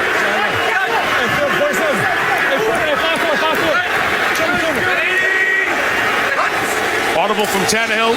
The blitz is picked up. Tannehill downfield to Stills. Stills is in for the touchdown. That's why he's here, Mike. Call Sean Payton, make a trade, and get somebody that can make a play deep. But I love what Tannehill did. He audibled again. They have 2 plays called in the huddle, and if he sees the blitz, he's going to kill it to the pass. It's great recognition. He communicates to everyone. The blitz protection is outstanding, and Kenny Stills rips him. See if he got in, Mike. Watch him right around the pylon there. We'll watch his feet first. Get that ball inside the pylon is the key there. And from pylon, Cam, you see it's just coming inside there, and that foot then knocks the pylon. Yet to be confirmed by the replay booth. And now 2 thumbs up from the side, so it is confirmed touchdown for Stills for the 3rd time this year. Frank's extra point puts Miami back on top. Watch a quarterback develop, do those things. We'll give you the keys to the car. Put it in the right spot. Got the right play called. Still in the end zone. Dolphins lead by 7.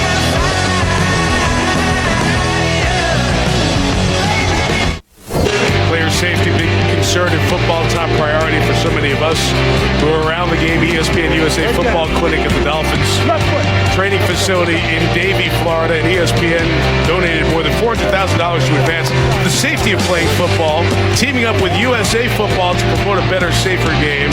Yesterday, on behalf of ESPN, Kenneth Garay, Sebastian Martinez Christensen, the voices of NFL on Deportes Radio, presented a donation $250,000 to USA Football. Donna Ponte of the Dolphins on hand to receive a 144-page football coaching resource guide been published by USA Football, presented by ESPN to nearly 15,000 schools, trying to get everybody on the right page. Touchback, back to the touchdown. Take a look at this, Mike. They got a running play called, and they're killing it with a max protection bomb play. So he keeps the tight end in, he keeps the back in, he sees the blitz coming, and he throws the deep corner route to Kenny Stills for a touchdown. Well recognized, well thrown. And the reaction by Tannehill is what I like. He did his preparation. He's been given the freedom to change plays and change games, and that's just what he did. Giants back out of the field. You see up in the white at the 30-yard line. It's Beckham running back from the locker room after getting his IV. Here is Manning. Eli on the dunk down. Look out. Big hit, but staying on his feet is Orleans Darkwa. Our first call for the first year back out of Tulane, who got out of the Kelvin Shepard tackle to gain 6. And here's Beckham. They need Beckham. Beckham has an illness, came into this game not feeling great. Perhaps that had something to do with his disappearance to start this half. Got to keep him in this game. 4 targets in the first half. Beckham caught 3 balls, including the 45-yarder.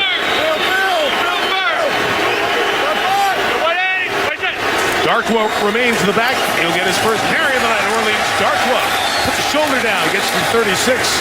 10 first down yards for the Giants. Orleans Darkwa. Reverse pivot by Eli and shows good vision in the hole. You got to really study these New York Giants to see who's coming and going in the backfield. I've seen Vereen, Jennings, we've seen Williams, and now it's Darkwa to start the third quarter. The Dolphins know him. He played 4 games here last year, only carried 4 times. Playing tonight. 13th game this season for the Giants. That time with nowhere to go. And no gain on that first down. Here's Lisa Salters on the sideline. Yeah, Mike, Bobby McCain headed back to the locker room now. We still have not gotten any official word about what they're evaluating him for, but he appeared to me to be very emotional as they walked him off the field. He went up the tunnel earlier when the injury initially happened, came back out, but now being taken back up there without his helmet. So 2nd and 10 now for Eli. Darkwood series here. That's Jones with the face mask up top. That will cost him. Rashad Jones had the hit too high. He filled the alley like one of the old-time safeties.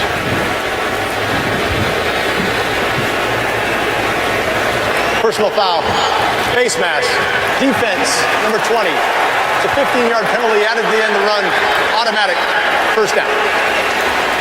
Even if you don't get the actual mask part there, that opening of the helmet, you get your hand in any part of that opening, it constitutes the same thing as a grab and twist like a face mask flag. So that's 15. Darkwood checked by the Giants staff. Meantime, Jelani Jenkins, Miami starting linebacker, is being looked at by the Dolphins athletic training team. So after a first half of very few injuries, very few flags, no replay reviews, a lot of fits and starts and a lot of big hits, and taking some players out of the game here in this second half. Jenkins is 53, middle of your screen. Took the hit from Ruben Randall coming down the block. Physical football game, Mike. The Dolphins doing an excellent job disguising coverages. Are they going to stay in a split safety coverage? Are they going to rotate to a single safety? Eli's got to look for number 22, Jamar Taylor, at the top of the screen. Backup corner who's really struggled. Flag brings them to the Miami side of midfield. Rashad Jennings is in for the Giants at running back. Beckham top of the screen. Eli surveys hit as he throws, complete to Jennings to the 30-yard line. First down gain of 19, and he just got rid of that in time. First down Giants. Well, Eli gets a chance to go through his entire progression. There's just not a good enough pass rush. Eli surveys the field, and Jennings, who's a good pass receiving back, for the first down. And Ndamukong Suh, the highest paid defensive player in football, needs to make his presence felt here quick.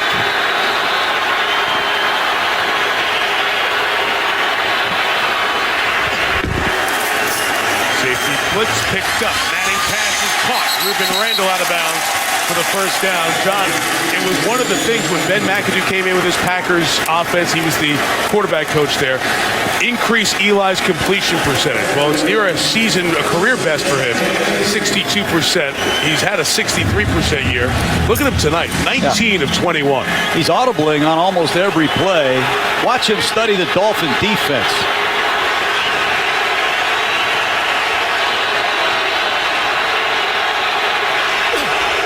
Giants in the red zone. The Miami 18. Manning pass caught. Harris pulled down. They'll give him 7 yards. Just have to wonder how long Ndamukong Suh can go. Number 93. You always thought playing in Florida was very different for players and their stamina. Hey, no huddle offense. They wanted to wear Suh out. They've done a good job of that. They just don't have enough healthy bodies inside to give him a blow. And it is tough playing in this heat, especially when you don't expect it right before Christmas.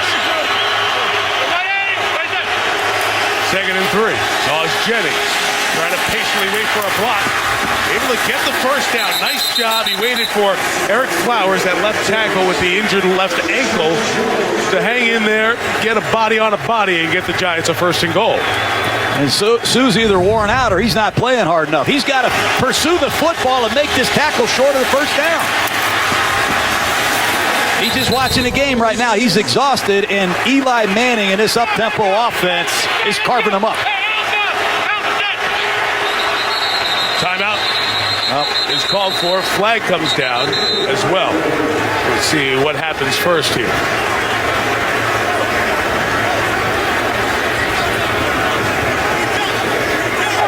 First charge timeout, Miami. This is a 30-second timeout.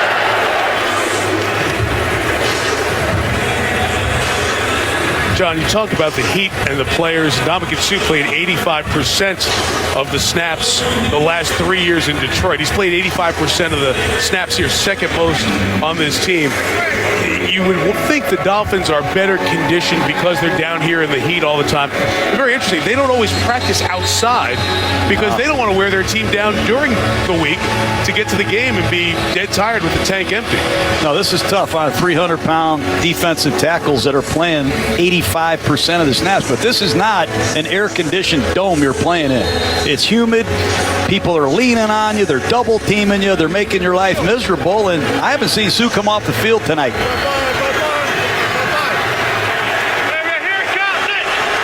First and goal, quick count, Giants. Eli rolling it, throwing it end zone. Incomplete. They say Mr. Magic didn't keep his feet in before his body came down. How does he catch these footballs? There's a discussion here between the two officials on the side as we watch it. They're still in conversation. Secured there. He's dragging that toe. I'll tell you. I'm challenging that. They're still discussing it on the field here, John. You got to watch and make sure he kept the ball all the way through the process of the catch. The ruling on the field is an incomplete pass. Ruled incomplete. There's pylon damage right there. You can see him scrape that across the top of the grass. And Tom Coughlin has thrown, John, the challenge flag. I'm going with Beckham. How about that body control and sideline awareness? What a play. The one thing that's going to be interesting to watch the ruling on the field of an incompletion in this review is how much the ground comes into play after the catch as Beckham goes to the ground and the ball hits. Does he keep control? It's very close. This part was another spectacular Beckham moment. Jerry Austin, we looked at replay. What do you think? I think this is a touchdown. He has control of the ball. He gets his toe in, drags the second foot, lands out of bounds, never gives up control of the ball, meets the requirements. After review, of the catch. The ruling on the field has changed. The receiver had possession, got 2 feet down in bounds. It is a touchdown. New York will not be charged with a timeout. Add another one to the incredible Odell Beckham Jr. clip reel. The feet came down. We showed you that. Watch the drag of the ball all the way across the ground there.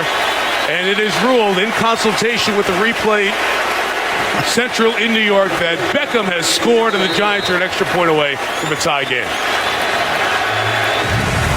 He does amazing things. Extra point for Josh Brown is good. And we're tied at 24. Before we talk about Beckham, I want to talk about that touchdown for a second. When we're going to talk about catch or no catch, when does the ground help you or hurt you? He caught the ball. He stays in control. He drags it all the way across the ground. And by the rule, it's a touchdown. When they start talking about that with this little committee that was formed this week, I wonder if they're going to address that. Just watch this here. It doesn't take away from his spectacular hand strength, his control, his incredible ability to get his feet down. But watch this ball. It just drags across the ground here. I know he keeps control of it. If you're supposed to go to the ground and maintain it, he's maintained control, but the ground is helping him there to keep the ball in his grasp. In any case, John, tie game and the spectacular Beckham with another one for the highlight reel. The guy is sick. He goes into the locker room to get an IV. He comes out and makes a play like that. Talk about completing the process. That's one of the greatest processes I've ever seen. Give the man a sticker for his helmet. Odell Beckham Jr. You can't cover him. They're doing everything they can to double him. You heard the head coach say we're going to roll coverage to him. Eli made a great throw. That's what was lost in all those replays. But Odell Beckham Jr., the primary receiver, offensive coordinator Ben McAdoo doing an excellent job moving him around. He's playing on the left side, the right side. They put him in motion. He's in the slot. He's out of the backfield. And Eli Manning knows they got to continue to feed him. Incredible last 3 drives for Eli. 11 for 11 and the 3 touchdowns. So Odell Beckham Jr. in his 25th career game. Odell 25. Not Adele 25, but Odell 25 games. First in NFL history in catches. First in NFL history receiving yards. And now that touchdown gets him to 23. Tied for second most touchdowns. First 25 games. That's more than hello from Odell in his first 25. Back to Tannehill and the Dolphins, even at 24. 5 to go in the third. Miller's wrapped up. Kuhn brings him down. No gain. It's the second time I've seen Cooper Taylor, a young safety man, around the football. Taylor getting extensive playing time in this heat. Doing a nice job in the middle of the Giant defense. But, Mike, this is where I want to see Ryan Tannehill. 24-24 game. He's 28-32 as a starting quarterback. These are the kind of games Dolphin fans want to see their young quarterback take over and win.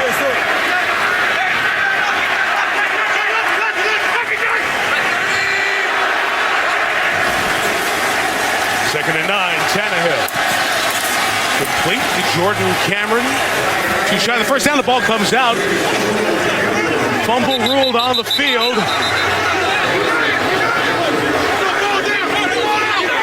Looks to be Miami ball in 3rd and 2. Greg Rolstead comes out and says 3rd down very decisively. Hertzlick's over there. Mark Hertzlick in coverage, trying to pry it out. It was out, it was down, and a nice job by Cameron to pin it against his body. Good challenge. Tom Coughlin, he's feeling it on those challenges. He says, I'm 1 for 1. I'm going to try this again. I like this. These coaches, I used to stand down there with that red flag. Everybody's yelling at you, challenge it, challenge it. That the runner was down by contact. So let's see what happens. Yeah, Giants had the overturn on the last one. If they don't win this, they would be out of challenges.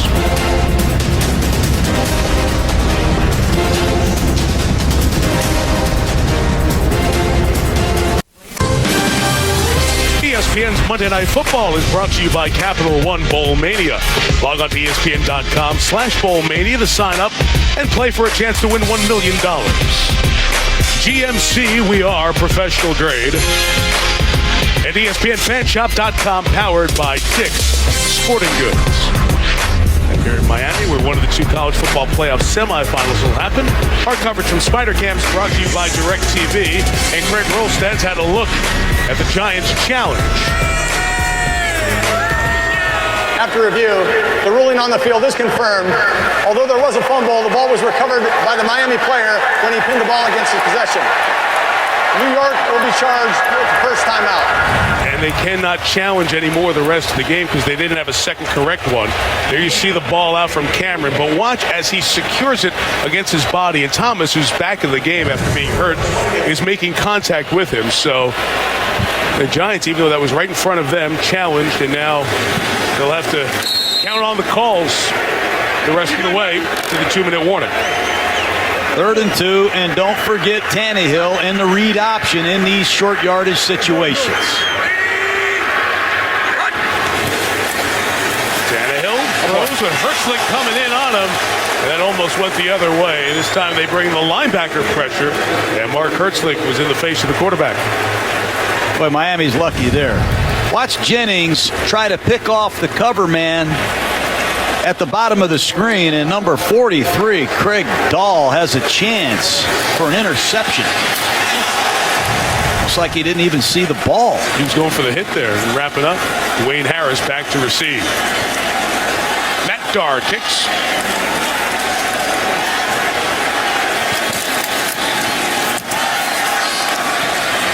Turns it over. Rocket shot. 62 yards. Harris backpedals to the 10.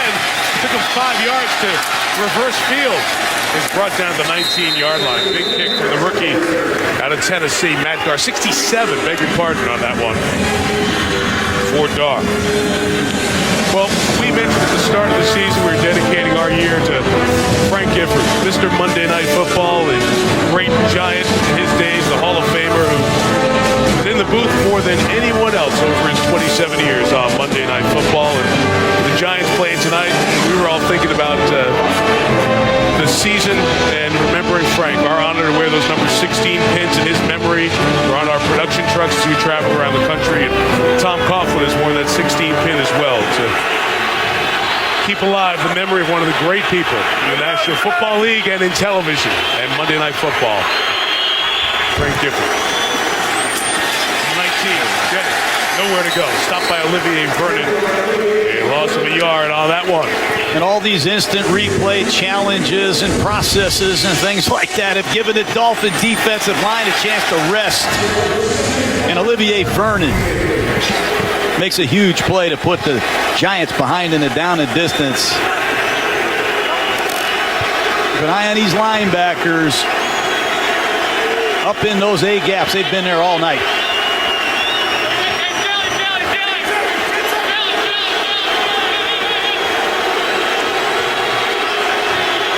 Jelani Jenkins, 53, hurt earlier, back in.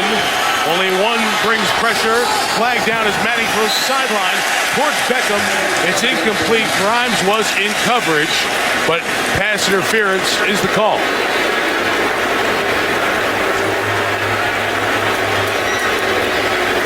Let's see which way. I assume it's on Pass Grimes. interference. Defense, number 21. The ball would placed at the spot of the foul, automatic. First down. Well, Eli read the blitz. He audibled, and they get the veteran Grimes again, number 21. Beyond 5 yards, and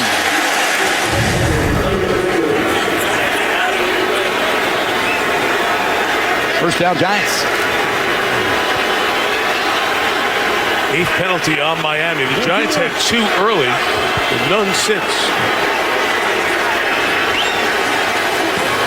He rushes 3. Eli steps up, slings it, incomplete. And Nix is breaking free. Manning gets hit late, and a flag comes down. And Pugh is right in the face of Jordan Phillips. He should be ejected. Jordan Phillips should be ejected for that. Rookie out of Oklahoma. Personal foul. Roughing the passer. Defense, number 97. Has a 15-yard penalty and an automatic. First down. That's what you're talking about, John. Take a look at 97. He's going to enter your screen here.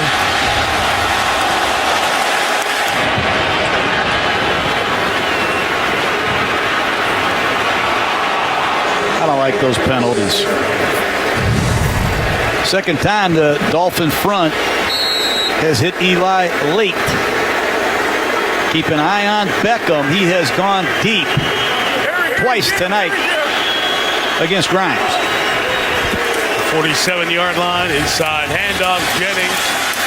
We've seen some of the nice patience by Jennings tonight, waiting for a crease or a cutback lane to develop. He'll gain just about 5 yards on that one. Well, this tempo is taking its toll on the Dolphins. And Ndamukong Suh at nose tackle. They're going to double team him with this power play. They're not shying away from Suh now. They know they have him on the ropes physically. Fatigue has set in. Time of possession, pretty even. Number of plays run, pretty even.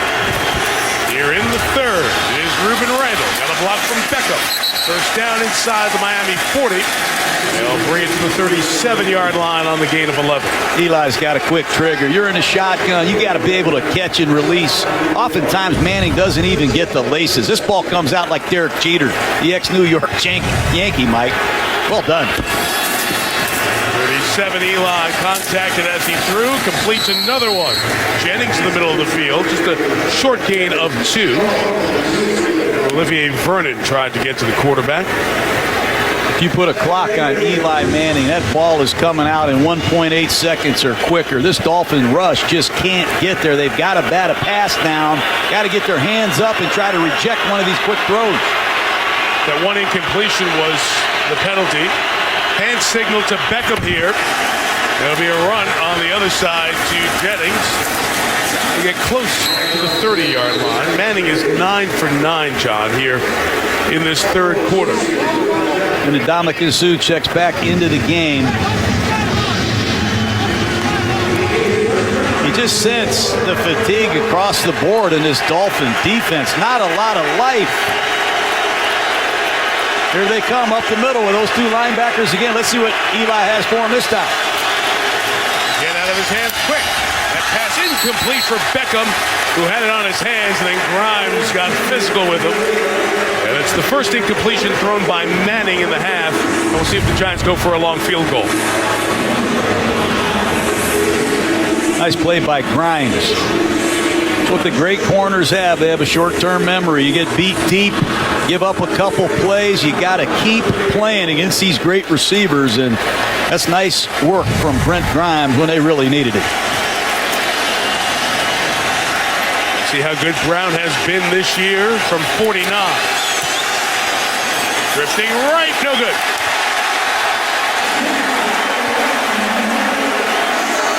Just the second miss this year for Brown. Again, we mentioned earlier there's a new snapper, Zach Diassi, who's been here for 9 years.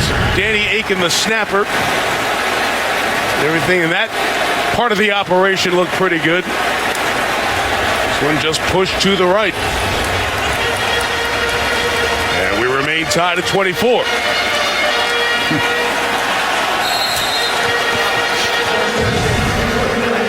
39-year-old Dan Campbell is former tight end, full of energy and passion. You see the special teams group discussing what happened there. Flag down as Tannehill was taken off. False start. Offense. Number 63. 5-yard penalty. First down. Second time down was Thomas. Terrible penalties. Simple penalties. False starts. Pre-snap penalties. No excuse for him, especially on the first play of a series. Jarvis Landry has checked back into the game. So has Lamar Miller. Don't forget about Lamar Miller if you're Miami. 11 rushes, 87 yards. He's been hard to tackle tonight. Giants' Marcus Kuhn went off to the locker room. He's had a good impact on that defensive front. Right out to Landry. Made one-man miss. Landon Collins wasn't having any more of that. Rogers Cromartie couldn't get the shifty Landry. It's hard to be critical of this missed tackle, but Jarvis Landry, he catches more passes at or behind the line of scrimmage than any receiver I've ever seen ever. And man, is he good after the catch. He turned into mini punt returns with that guy. Let's go. Yes, he does. Go get him on the edge.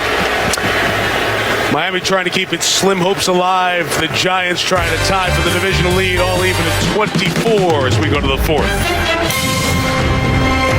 ESPN, celebrating the legacy of Monday Night Football.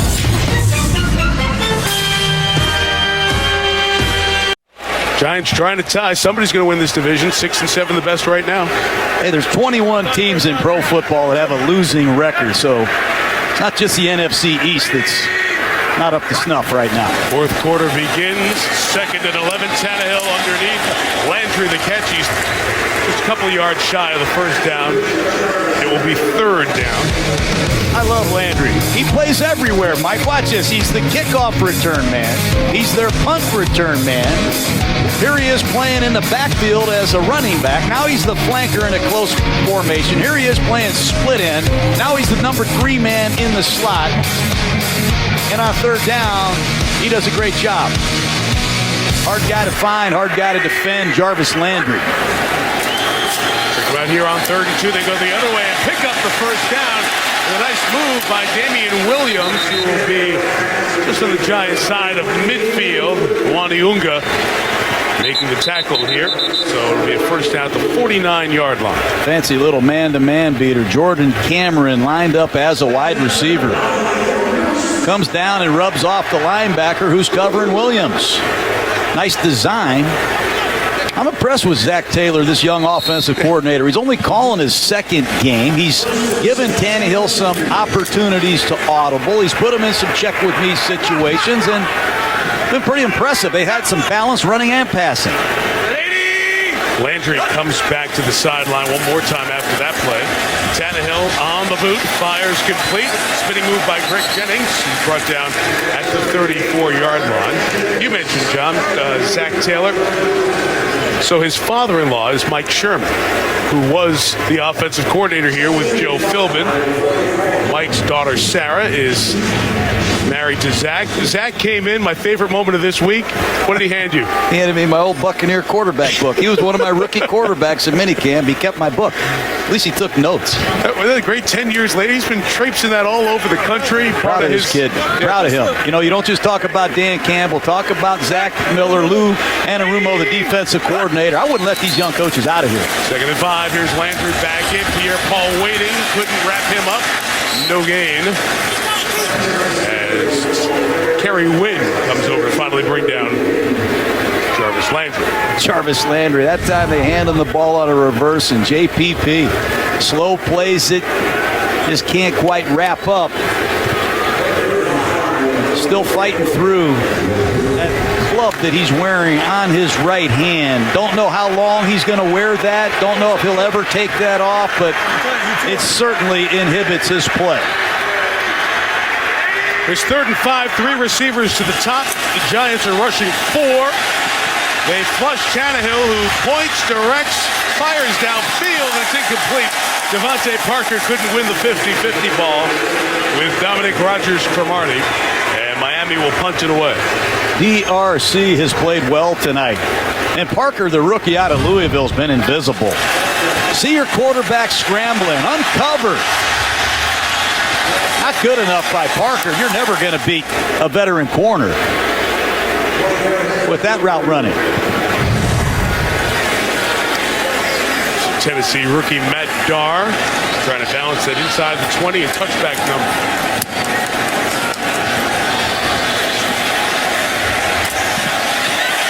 Got the bounce. It'll be inside the 5. Walt Aikens down there to take care of the good work from the rookie Darr, leaving Eli 96 yards to go.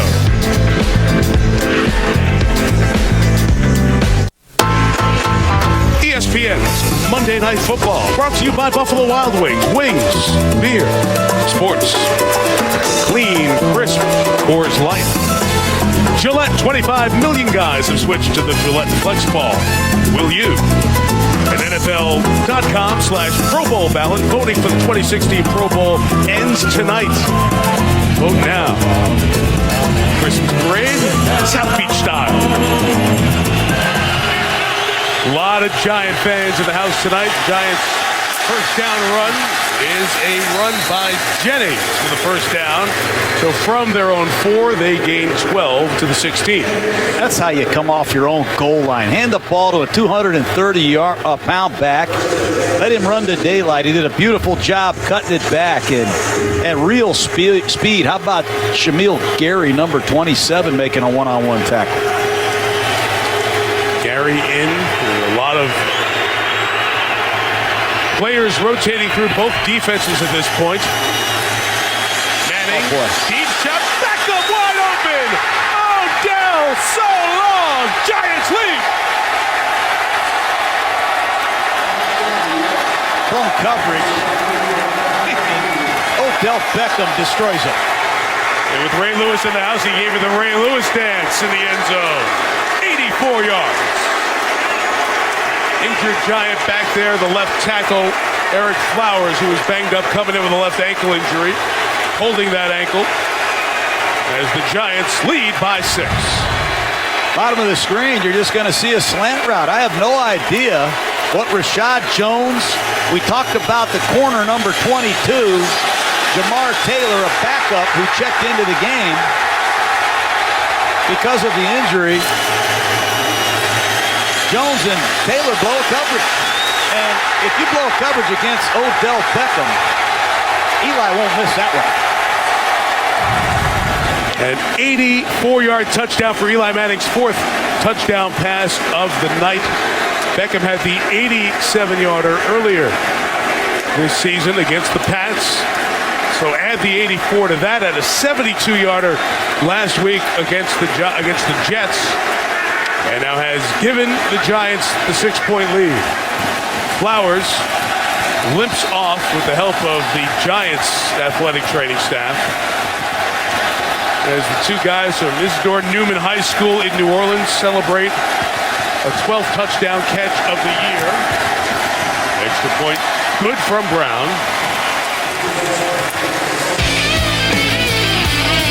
Penalty marker down with pushing and shoving amongst the interior linemen after the extra point. Craig Rolstad, the referee, came to say it was good. And one of the rest of his crew let him know we got something else going on behind the play.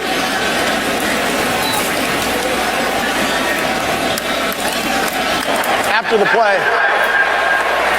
unsportsmanlike conduct. Kicking team, number 73, that penalty would be enforced on the kickoff. Timeout. Marshall Newhouse with the flag. The Giants go 2 plays in 96 yards. Their home run hitter touched the ball again, and the Giants lead by 7.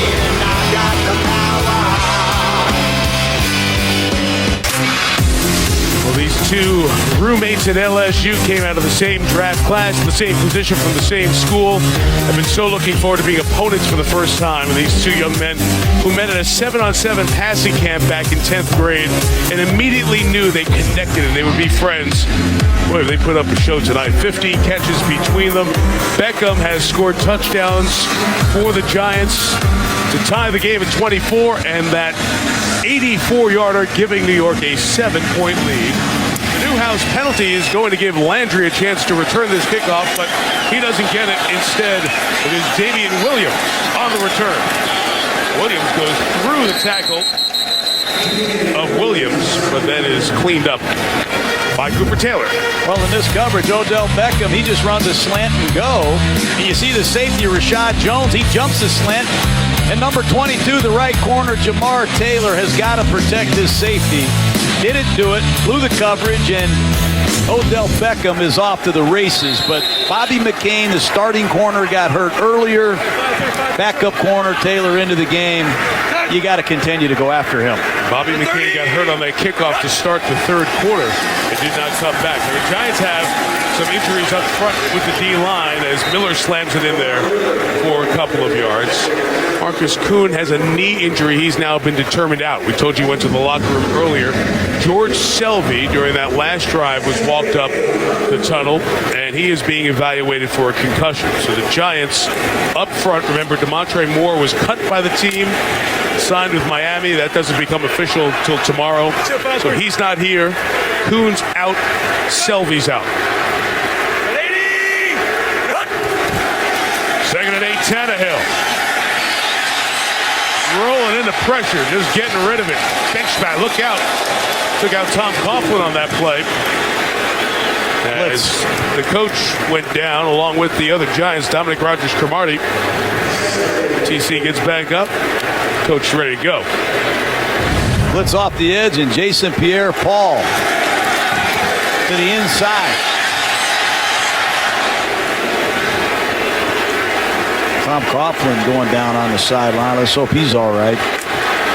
Third down and 8. Giants struggling to get their rushers in here. Nikita Whitlock, number 49, their fullback, has checked in to rush the passer. Watch out for the spin move, Mike. Play clock running down. In time, Tannehill gets it off. He's got time. Nobody's open though. Now he scrambles, throws, and it's caught by Landry at the 45-yard line. First down and a pickup of 25. What a great job by Tannehill on 3rd and 8 in the pocket. Resets, keeps his eyes downfield, and that's how you react to a quarterback that's scrambling. Watch Landry. He sees his quarterback in trouble. He breaks off his pattern and comes back for a critical first down. The show with the two receivers continues. Big plays needed here in the fourth. Read option keep. Tannehill turn the corner. Hit hard out of bounds. Gain of 7. Landon Collins made that hit. It's a quarterback who has taken a ton of big shots in his first 4 years. Going to take shots when you run these zone reads. It's going to be a keep. They're going to read the end man on the line of scrimmage. And if he slants, you keep the football. And Tannehill takes off to the outside, and you're Going to take some hits when you run the football, but let's see if the Giants can protect a lead. They've been unable to finish games with leads in the fourth quarter.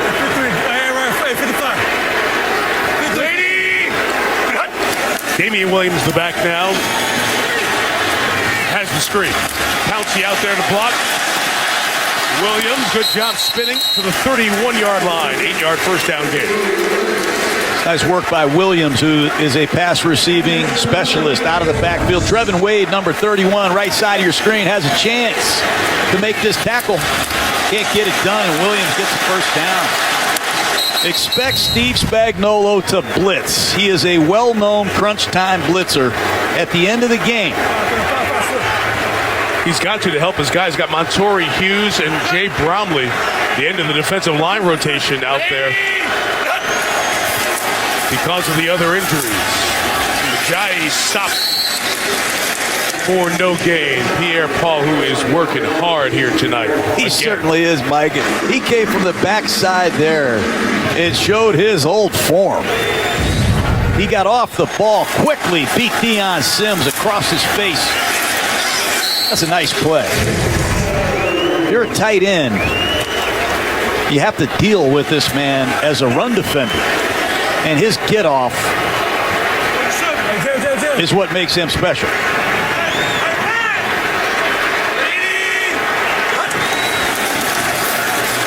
Second and 10, Tannehill has time. Looking for a second reaction play with Landry. Jarvis Landry couldn't get it, covered by Trevin Wade. That's a strange blitz that time by the Giants. They have people dropping out of there. It's half man, half zone. It's Jarvis Landry on a scramble drill, and that's how you plaster to your man when the quarterback scrambles. Trevin Wade doing a nice job as the nickel corner for the New York Giants. Drafted in the 7th round by Cleveland, cut by New Orleans on the Lions practice squad. A guy who has opened the eyes of Steve Spagnuolo as the season has gone on.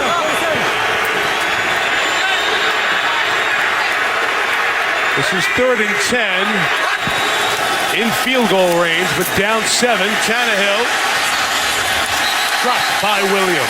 Damian Williams couldn't hang on. We have a flag down back by the quarterback.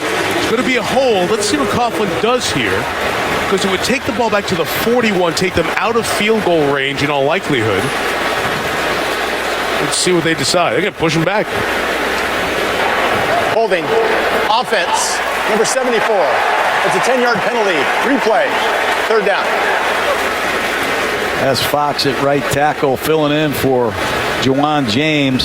It was a stunt. Whitlock 49 coming up inside. You see Fox 74 on the holding call, and it's 3rd and 20 if you're Miami. Try to get some kind of completion, at least give yourself a chance at a field goal. Love Nikita Whitlock out of Wake Forest, was a defensive end, made the team as a fullback. It's his 40th snap of defense he's played. He's played 100 at fullback, two-way playing. Giants digging deep here. After the Dolphins' 11th penalty of the night, Tannehill in the middle for Cameron. Has it broken up by Dahl. What a great play by Dahl. Dahl, the ex-St. Louis Ram, who knows Steve Spagnuolo's defense, filling in for Brendan Merriweather, timed it perfectly.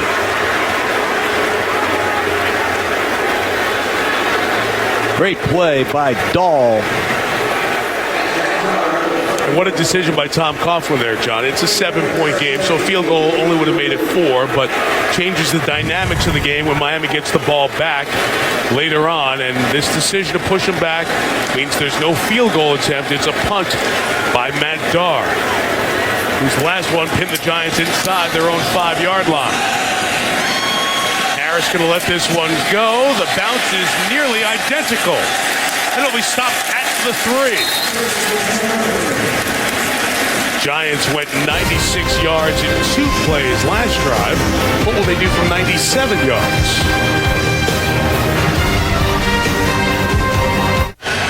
Tom Coughlin's the oldest coach in professional sports in North America. He's 69 years old. Easy to take shots that this is the guy who wears the face of those late Giants losses this year. I always ask this question: who do you have after Beckham and Eli? Name the next best Giants.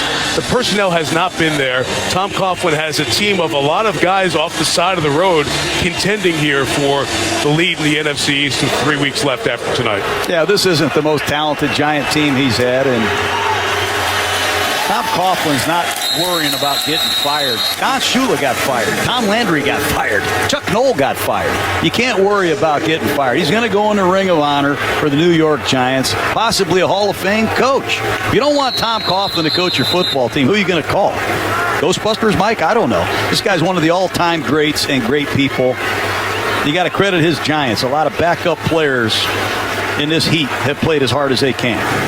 And that weather's starting to take a toll both ways. Jelani Jenkins was slow to get up on that play for Miami, and the officials are being very conscious of that over the last couple of weeks, making sure they're another set of eyes trying to help the training staff. So Jenkins comes off. You hear from the Giant fans. This is the Giants' first visit to Miami in 19 years. The NFL has this now quadrennial schedule where you play a team from the other conference every 4 years. So you visit at a minimum of 8 years, except the Giants visit here back in 07 was a game moved to London. So Giant fans haven't seen their team down here since 96. Second and 8. Jennings will gain a couple of yards. And John, I laugh at 49 Whitlock, who was out there on the last series as a third down pass rusher. Now he's out there as a fullback trying to lead the way for the running back Jennings. And I think Tom Coughlin would love to see his offense finish this game. Put Miami away. Eli Manning has more has more touchdowns than incompletions in this game. He's been tremendous. He needs to find another completion to keep this drive alive. Beckham, who burned Jamar Taylor before, matched up with him bottom of the screen. There is safety help off your screen. 3rd and 5. Eli in trouble, hit as he threw incomplete. Vernon was coming to get the quarterback. Manning got rid of it in time, and Miami needed a 3 and out. They get it just under 6 minutes left in regulation. Well, when Miami needs a pass rush, it's been Olivier Vernon. That time he beats rookie Eric Flowers with ease. Those are 2 ex-Miami Hurricanes, and that's a critical stop for the Dolphins. And somehow Jarvis Landry continues to go, Mike. He is struggling physically with all the work that he's had tonight. Wing kicking out of his own end zone. Landry's back at his own 35, perhaps to get a run up, to get a running start at this ball. Wing gets rid of it. Landry on the run. Can't get to it. On the bounce and let it go, and it stops shy of midfield. So the Dolphins take over in Giants territory. 5:50 left. Their defense needed a 3 and out, and the hit by Olivier Vernon on Manning helped force that.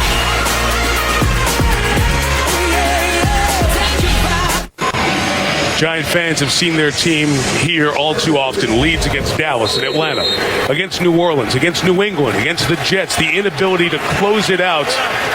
Now can Tom Coughlin's defense come up with the plays? Eli's done enough in the air. 4 touchdown passes. Can the D stop Miami? Great field position for Ryan Tannehill. First down throw is off the hands of Landry. Incomplete, and a flag on Landry for throwing Trevin Wade after the play. It's just frustration. Wade, who has covered Landry on back-to-back snaps.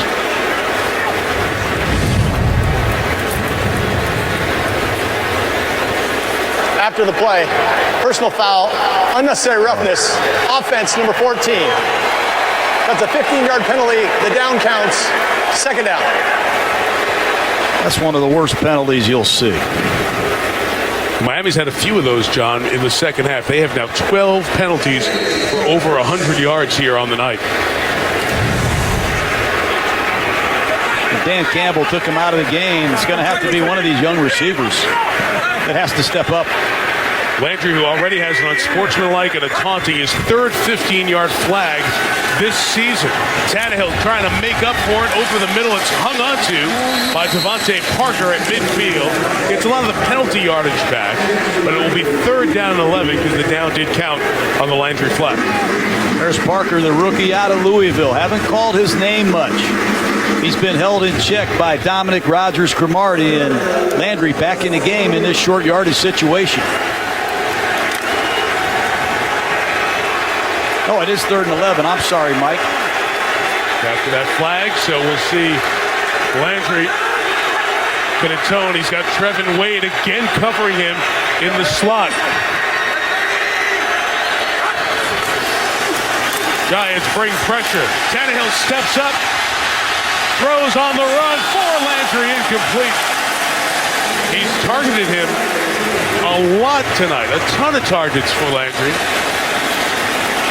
Tannehill disgusted with himself. He bought time in the pocket. Landry was breaking free late. And Tannehill just missed him. 41 throws by Tannehill. That's the 18th time that he targeted Landry. He couldn't pull that one in. So inside of 5 minutes, right around midfield, Dar will try to pin the Giants inside the 5 for the 3rd time in this half. Harris, feet on the 10, discipline, gonna let it go, and no.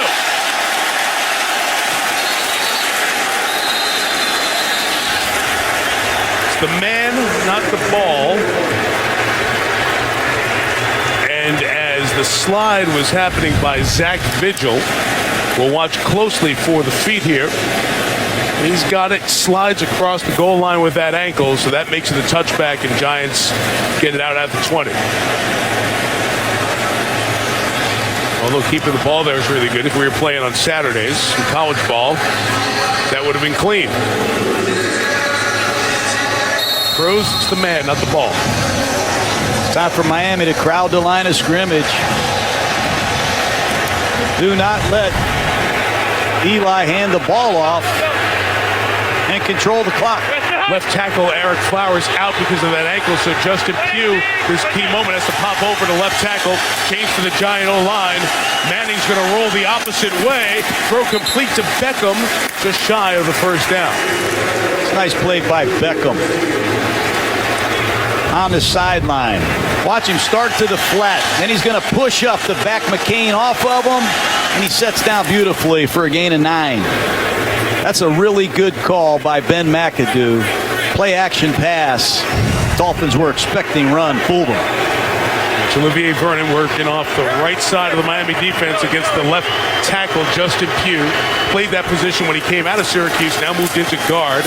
2nd down run is Jennings for nothing with 4:25 to go. It's a Neville Hewitt tackle, rookie out of Marshall.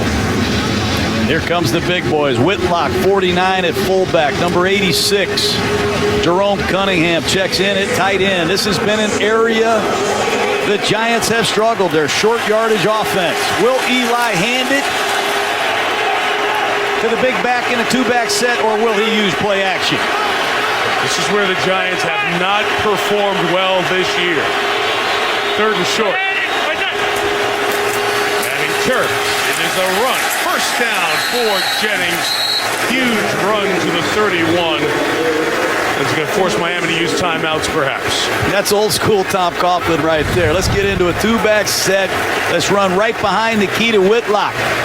Back up left guard, Dallas Reynolds, number 61 in the ball game. Justin Pugh is checked in at left tackle. Eric Flowers is out of this game. How about that for having confidence in that left side?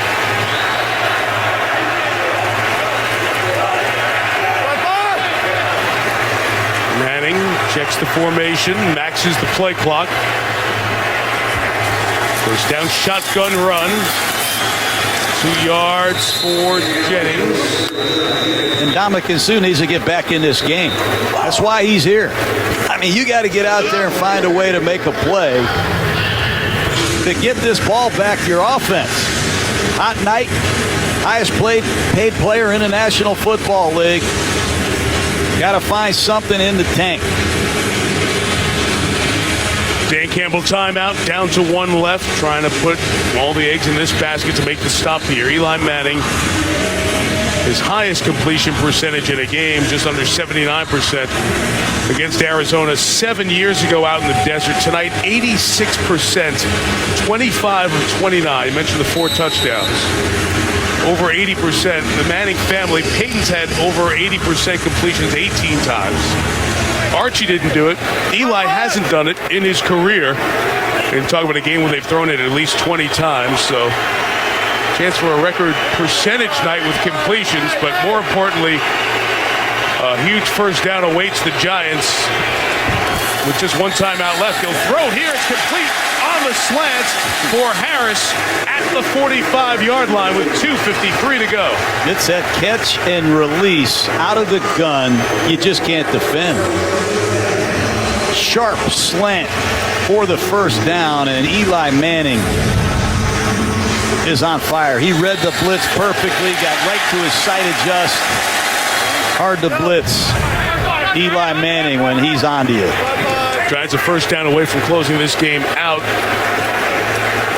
Miami can get the ball back with around a minute left with no timeouts.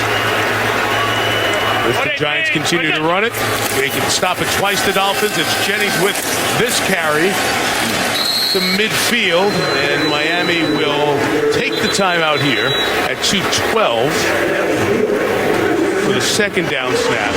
And then after second down, you'll have the 2-minute warning come for that third down snap, provided the Giants still pick up a first down here. Miami just looks worn out to me. And Ndamukong Suh checking back into the game. Jordan Phillips, their rookie nose tackle, number 97, looks exhausted. Pad levels high. And the Giants look like a team that is far from finished. They're coming off the ball. They're capturing the line of scrimmage. And they're doing what Tom Coughlin wants done. Finish the game in the fourth quarter when you have a lead. This can be a huge confidence builder for the Giants if they can get this done.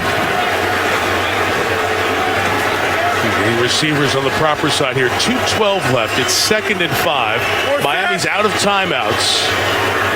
A run here forces the 2-minute warning to be the next stoppage. It's Jennings in the middle. Pulled back by Suh at the 49-yard line. And it'll come down to one play here for the Dolphins and the Giants. 2 minutes left. Giants lead by 7. That close for a tie in the division.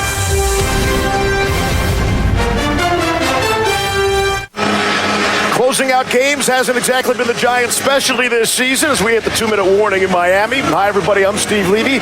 Giants playoff push is on right now. Coming up, the GMC postgame report. I'll be joined by Ray Lewis and Trent Dilfer and Steve Young on SportsCenter at night with Scott Van Pelt. Scotty's rejoined with his old pal Ryan Russillo. They'll break down the night in the NBA and Scott's take on Pete Rose still not going to the Hall. Could be a dance fest too as well, Mike.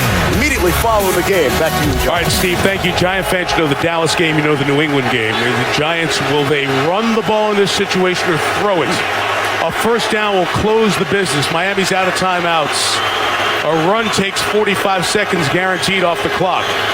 3rd and 3, and they will throw with Manning. It is ruled complete for Beckham for a game-ending first down. Who else? Gutty call by Tom Coughlin. Throwing the football. Looks like a clear catch. They're going to look at this upstairs. The previous play is under review.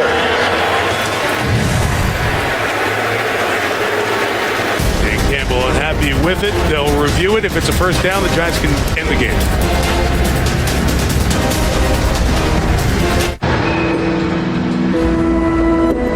We thought we'd be ready, but demand for our cocktail bitters was huge. I could feel our deadlines racing towards us. We didn't need a loan. We needed short-term funding, fast. Our Amex helped us fill the orders, just like that. You can't predict it, but you can be ready. Another step on the journey. Will you be ready when growth presents itself? Realize your buying power at open.com. This is iPhone 6s. Not much has changed, except it's ridiculously powerful. which makes everything faster. Maps, shopping stuff, businessy stuff. This kind of stuff. This kind of stuff. And student films don't look like student films. This is student film? Get these kids on the phone. Dude, that is a phone. So other than being the most powerful iPhone ever, not much has changed. Hey, Siri, good night. And power down. So Courtyard is the official hotel of Super Bowl 50. You're the marketing geniuses. What do you have planned? Wow. Impressive. It's even a little dangerous. Yes. Skycam.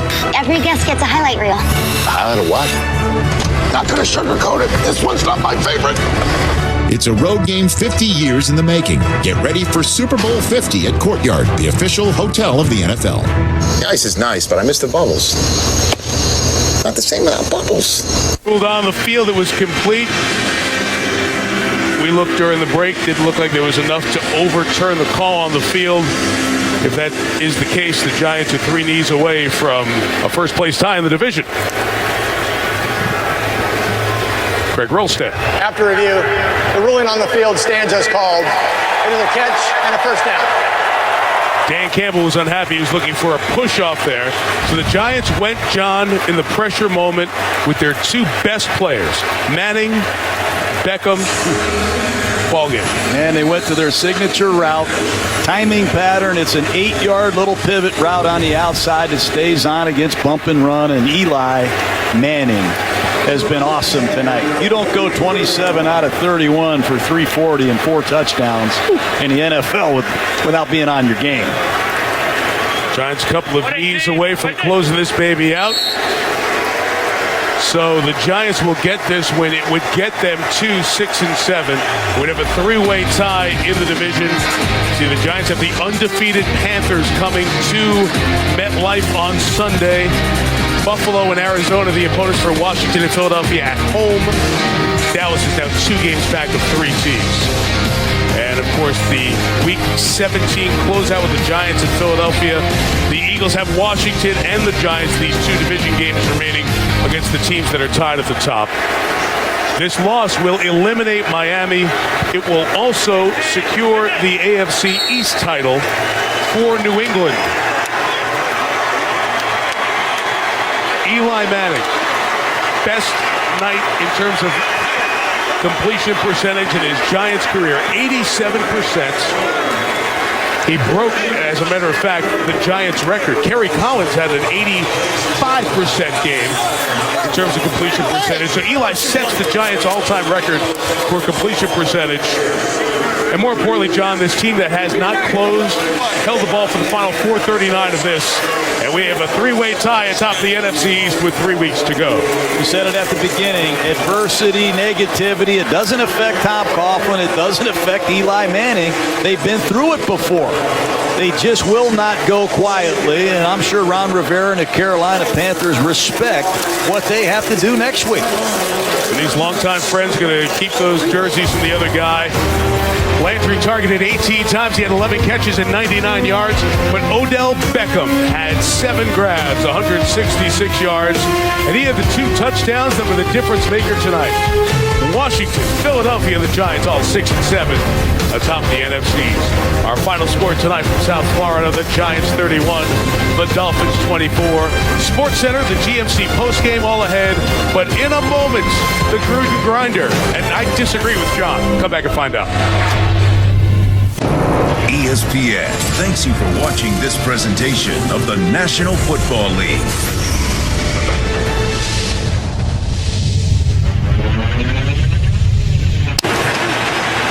Does the grinder go to the defensive stalwart or the special teams game breaker? These decisions are so tough. Coming up next, the Gruden Grinder, presented by Nationwide. Well, the Dolphins brought back their 50th anniversary team, celebrate their history. They could not get the victory. Miami will miss the playoffs for the 13th time in 14 years. But the Giants, Philadelphia, and Washington tied for the NFC East lead. Time for the Gruden Grinder, presented by Nationwide. The nation has spoken, and certainly With a Giants record for completion percentage on the road under pressure, Eli Manning is the grinder tonight. It's not an all-star show, Mike. It's a grinder show. I'm going with Rashad Jennings of the New York Giants. They needed a running back to step up, and he did tonight. 22 carries, over 80 yards. He picked up blitzes. He caught passes. Rashad Jennings stepped up tonight. Handoff from Eli Manning. He burst through there to give the Giants a first down. Then on a reverse pivot, he showed good vision. Another first down. He picked up blitzes, and Eli Manning was able to throw some of those completions you're talking about, Tirico. And he caught the ball coming out of the backfield. Somebody other than Odell Beckham had to step up. It was Rashad Jennings, and he closed the game out tonight. Coming off the goal line with force, Rashad Jennings, a well-earned grinder. Don't get me wrong, I like Manning a lot, too. Super Bowl MVPs aren't eligible. Is that what you're telling me? No. Two-time Super Bowl winning MVPs. 4 incompletions for Where's my board at? Where's my guy? There you go. There are all your guys. There's the composite. Sean Lee last week. Jennings this week. Remember him? Aiken, yeah. A couple of weeks ago. We're going down to New Orleans next week for Detroit and New Orleans. 3-way tie atop the East. A lot to talk about. It's week 14. It's in the books of the NFL. It's all coming up on SportsCenter now with my pal Scott Van Pelt.